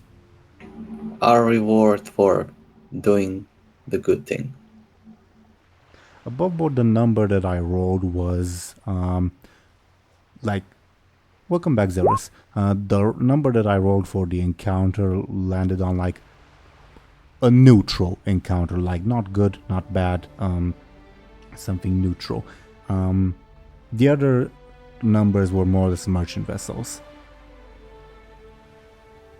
that you could stumble across. Make sense? Yeah. Okay. I do have one more thing planned for the day, but I do think it would be best to like leave it for next session because we are approaching time. So I guess my question would be, do you guys do anything else for the day? Because said thing will happen in the evening. Yes. Okay. Bladebeard would like to approach Lyri and Gurin.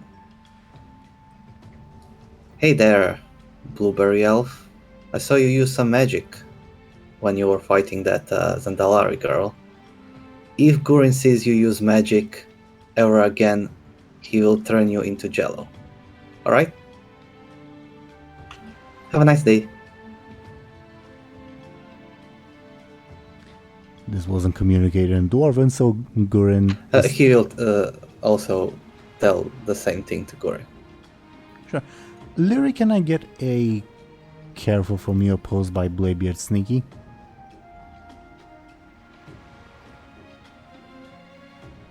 Okay, never mind. So how does Lyri react to this, if at all? React to what? Bladebeard's threat. She doesn't care right now. She doesn't care anymore. Fair enough. So Bladebeard, you're treated with like no reaction to your threat. Alright. I almost imagine it makes it almost more intimidating in Bladebeard's mind. Maybe, yeah. Yeah.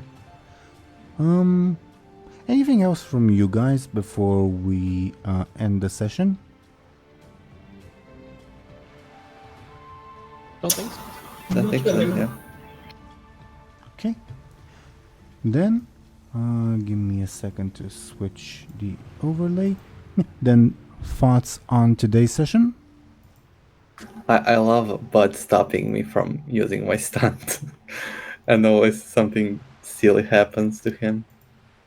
I am definitely looking forward to Buhd using the item more, because some of the other numbers are also very interesting. And I do love it too. I don't know. I just didn't want him to do that. So, Yeah, I didn't know that was gonna happen, but okay. honestly more fun than my stunt working. I guess. You almost got yourselves another kobold, which would not have ended well. But now you have an insane Zandalari troll. Congrats on you.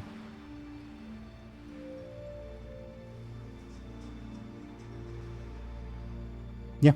Woo. Well, indeed. But anyway, that was only like the latter portion of the session. So thoughts on the rest of the session?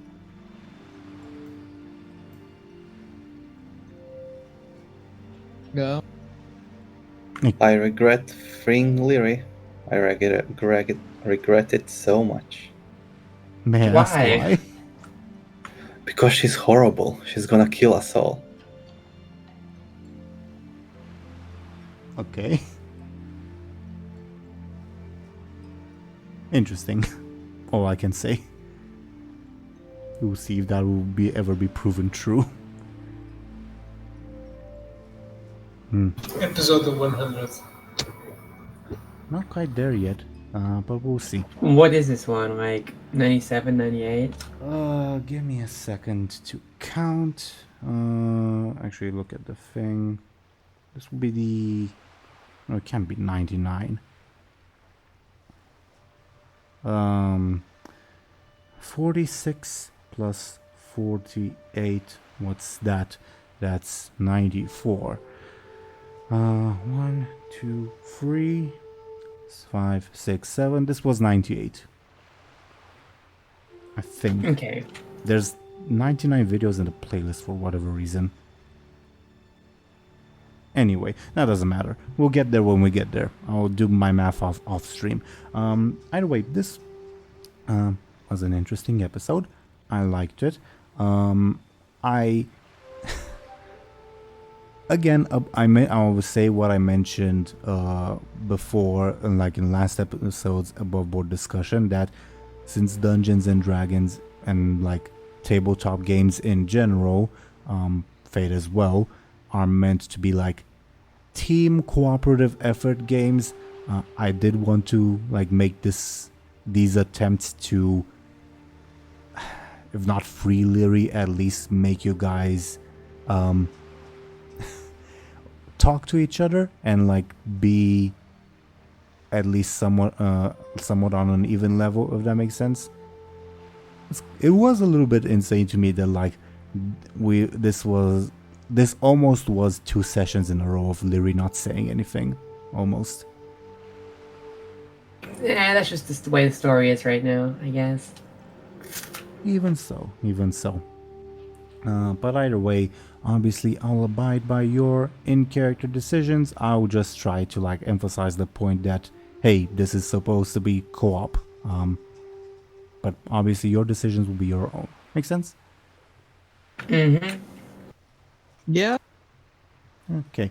But Otherwise, I am happy that the a discussion happened between Benjamin and Lyri.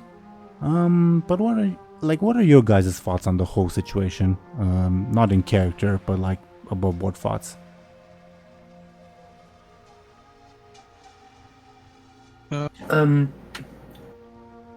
It's wild. That's an understatement. Yeah. It's gotten very chaotic since that last couple episodes. Is anyone in the crew on good terms with each other? I feel like everyone's mad at someone. Are you referring to the general crew or the four of you? The four of us. Bud is trying just to kind of remain neutral and not hate anyone. He really doesn't want to. He wants everyone to get along again, but that's very unlikely. I think Bud's the glue that's holding you all together. I think Bladebeard likes both Buhd and Thompshire, or Benjamin. Sir Thompshire, the character, who he had never met. But yeah, he likes both of them, but he really, really hates Lyri at the moment. I'd be curious to see like the whole relationship chart thing made again with these this new party dynamic. Oh god, no. Oh no. Maybe something to consider. What about you, Thompshire, as arguably one of the instigators of the whole argument? I think this conversation mostly made Benjamin lose the sympathy he had for Lyri. Because Lyri basically just told him to his face that, oh, I don't care about these people, I just literally wanted to kill them all. It wasn't a matter of I was controlled, okay, she was, but her intent was indeed to kill everyone. And that's just, to him, that's just, no, if you have a problem, kill me, but, you know, what's the point of killing everyone else? Yeah. He's pissed off, I guess. Entirely fair. Yeah, Bud didn't agree with that decision either. He was very open about don't do that. Yep. I guess it's good that Lyri didn't say that while Bladebeard was around, I guess. That's why she waited for him to leave. Yeah. Fair. But it adds to the pile. Like, Bud's trying to defend and help Lyri out, but that kind of just... It's making it hard for Bud to justify defending her. Like, in the past, Bud's definitely had his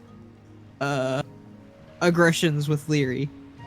But he's kind of understanding what she's going through. And...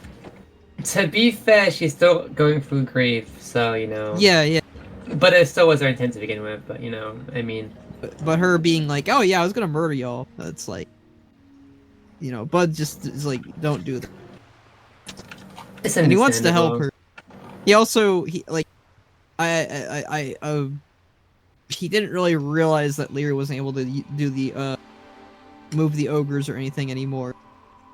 Or rather, she believes she can. She doesn't... She feels sick using anything involving her hands right now. So, that's why she can't do magic, because... It makes her feel, like, physically ill. Understandable. I obviously don't know, but I'm pretty sure that if we punch the ogre balls really hard, they're gonna open. The only thing you know is that a mage broke them once and the ogre died from falling. So and I don't think you'd know that, because I don't know if Lyri shared that information. I said I have no idea. And Bladebeard absolutely has no idea. Yeah, my theory is that just punching them really hard will open them. I think Lyri told Bud that someone tried to break open the ogre's sphere and it killed one. I think that's all we know. I don't remember that. I do not remember her saying that one of them died at all yet. I'm pretty sure she mentioned it like when we were back in Stormwind. I don't remember what like episode though. Maybe. I do vaguely remember him getting very mad that one of them died. I don't. It was so long ago. But I don't think Lyri clarified it. That was her fault. I think she just made it sound like one of them got killed in the moving process. So Buhd doesn't. I don't think Buhd knows that Lyri. She is the reason definitely one of them spun died.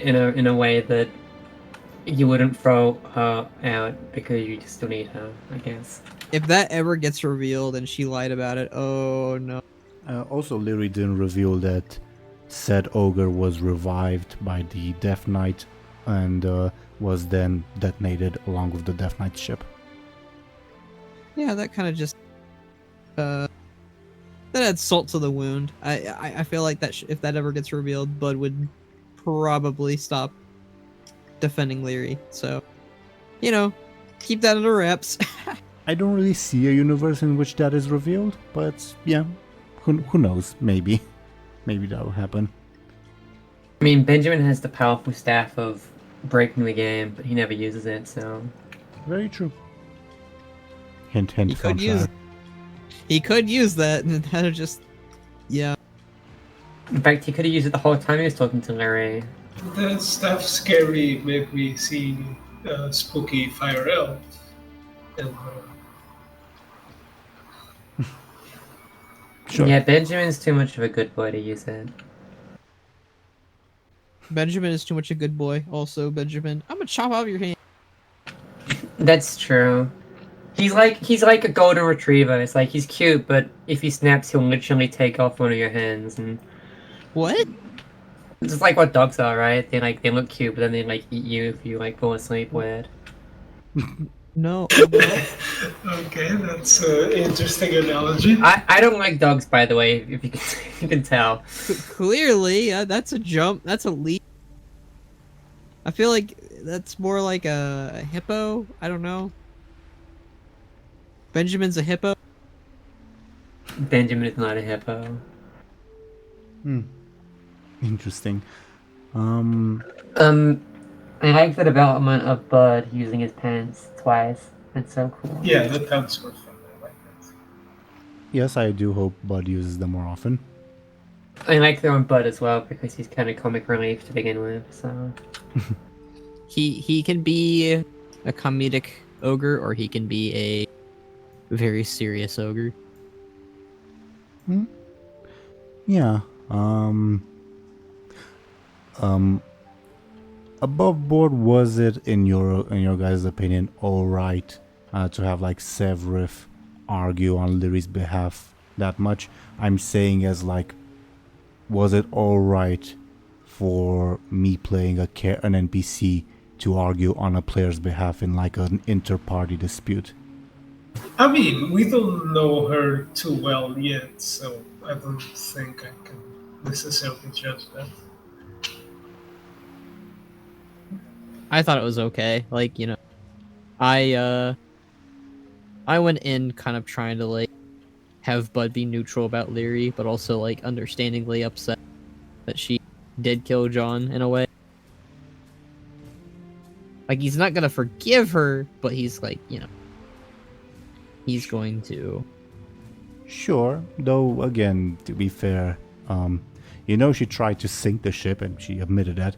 You don't really know. You know above board, but you don't really know in character that she's responsible-ish for the crew going crazy. It's mostly Hartev's doing, but still. Buhd thinks that it was the ethereal, so that's what Buhd thinks. I'm not saying that's true. I'm saying that's just what Buhd is blaming right now. Above board, it's Hartev, but yeah. Yeah. Either way, he is not there yet, but he's heading for Darkshire, so if you ever get there, that's where you'll find him, I guess. Yep. Perhaps the one almost responsible thing that Lyri did, I guess. Either way. There is some plenty of responsible things. I guess. At least in her view. Either way. Yeah, I don't know. Not much else to talk about this session. I just wanted to say that this episode will come out on April Fools, right? Yeah, I guess it would, yes. Yeah, this was a joke episode, everyone. Nothing happened. Zoom Bud in wakes on- up. Yeah, zoom in on Bud's pants and he reverses reality. No, please, I don't want to regress to Lyri still being tied to a mast and still angry at everyone. I mean, she still is angry at everyone. Yeah, but a little like she got a little bit out of it, out of her system when she argued with you, with Benjamin rather. Either way, I didn't have anything prepared on the theme of it being April Fools above board. DoomGoblin, I know you were speculating that, oh, I might have something prepared. No, what else can I say? Actually, I do have an idea for like the April Fool's thing. I'm gonna roll the dice to see in which order I'll ask you all to talk about yourselves and all of that. But while I do that, full disclosure, this is an idea that I got from a lovely YouTuber named Joe Fudge and their D&D game, where on one of their later episodes, they also have like cast members who like talk about themselves at the end of the episode. But for one episode, they asked each cast member to talk about someone else, if that makes sense. Awesome. Okay, so I rolled one set of dice. With this first set of dice is 1, 2, 3, Thompshire. I'm gonna roll a set of dice again. Thompshire, can you do Zelris' outro? Sure. Okay, and pretend to be Zelris. You're on deck. I'm showing Zelris' thing right now. Oh man, this is nothing. Hello everyone, I'm Zelris, and I'm known for my very convincing trolls on Twitter. That's all my life is about, and I pride myself in haunting Benarak with my animatronics. So do check that out on Twitter. It's obviously Zelris. Is that your handle? I hope it is. Yeah, I also post Micro Machine on YouTube. Yay. Thank you very much, Zelris. I'm gonna roll dice again. A 3, that's Benarak. I'm gonna kindly ask you to talk about Sir Thompshire as if you are Sir Thompshire. Please go ahead, Benarak. Hello, I am Sir Thompshire. I make amazing machinima on various awesome characters such as Varian Rin and Verak Sarfang. I plan on doing other stuff too with that talented Benarak fellow in the future. And I am probably currently working on art stuff that is pretty neat and pretty cool. And you guys can check that out on my Thompshire YouTube page and my Thompshire Twitter page. So you should check those out. I'm Sir Thompshire, and I approve this message. Thank you very much, Thompshire. Next, Zelris. Please talk about me, apparently, as if you are me. Hey, I was your DM for the day at Teeironor, and I hope you liked my work or whatever. This will come out on Saturday. If you want to see another show with other people in it, there is one. I don't know when it comes out, but it's called Legacy of Rimlin or something, and it's got people in it, and they do stuff, and it's pretty cool. And this video will be coming out on my channel, as it always does. Stick around for next time when the boat sinks for another time. etc., etc. Why am I going? Aren't you meant to be last? This is a very odd way of doing this. That's what the dice say. Wow, the dice is wicked. Anyway, I was Teeironor. Bye. Thank you very much, Teeironor. Now let's see. DoomGoblin. I'm gonna ask you to talk about Bannerac. So Bannerac, please go ahead. Yeah, hey guys, I'm Bannerac. I have a YouTube channel where I talk about Warcraft lore and I make Warcraft machinimas. If you want, you can join my ban gang. And what was the other name we came Banners. Banners, yeah. Become a banner, part of my ban gang. And yeah, join my Twitter and YouTube, where, if you want to know more about current leaders of the Horde and the Alliance, I have a new video about that. And yeah, Ban Clan. Join the join the Ban Clan. And yeah, we have a lot of fun there. Join my streams. I stream sometimes. And yeah, that's me. Thank you very much, Bannerac. And last, I will apparently do DoomGoblin. Hey, it's me, DoomGoblin. I draw art that you can see on Twitter and Instagram. And I have a bunch of other pages that I don't really shout out very often. ArtStation and DeviantArt. My art is lovely.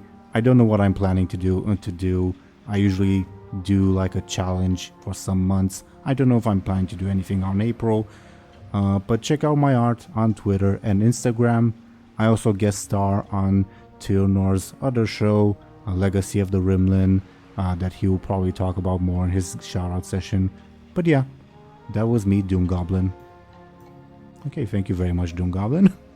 So, your art is great. Yes, DoomGoblin's art is great. So, thank you once again, dear viewers, for watching and listening to us. We should be back next week, probably. Obviously, I'll keep you all posted on Twitter if we are not. But either way, we will see you then. Goodbye, everybody. See you. See ya. See ya. Bye.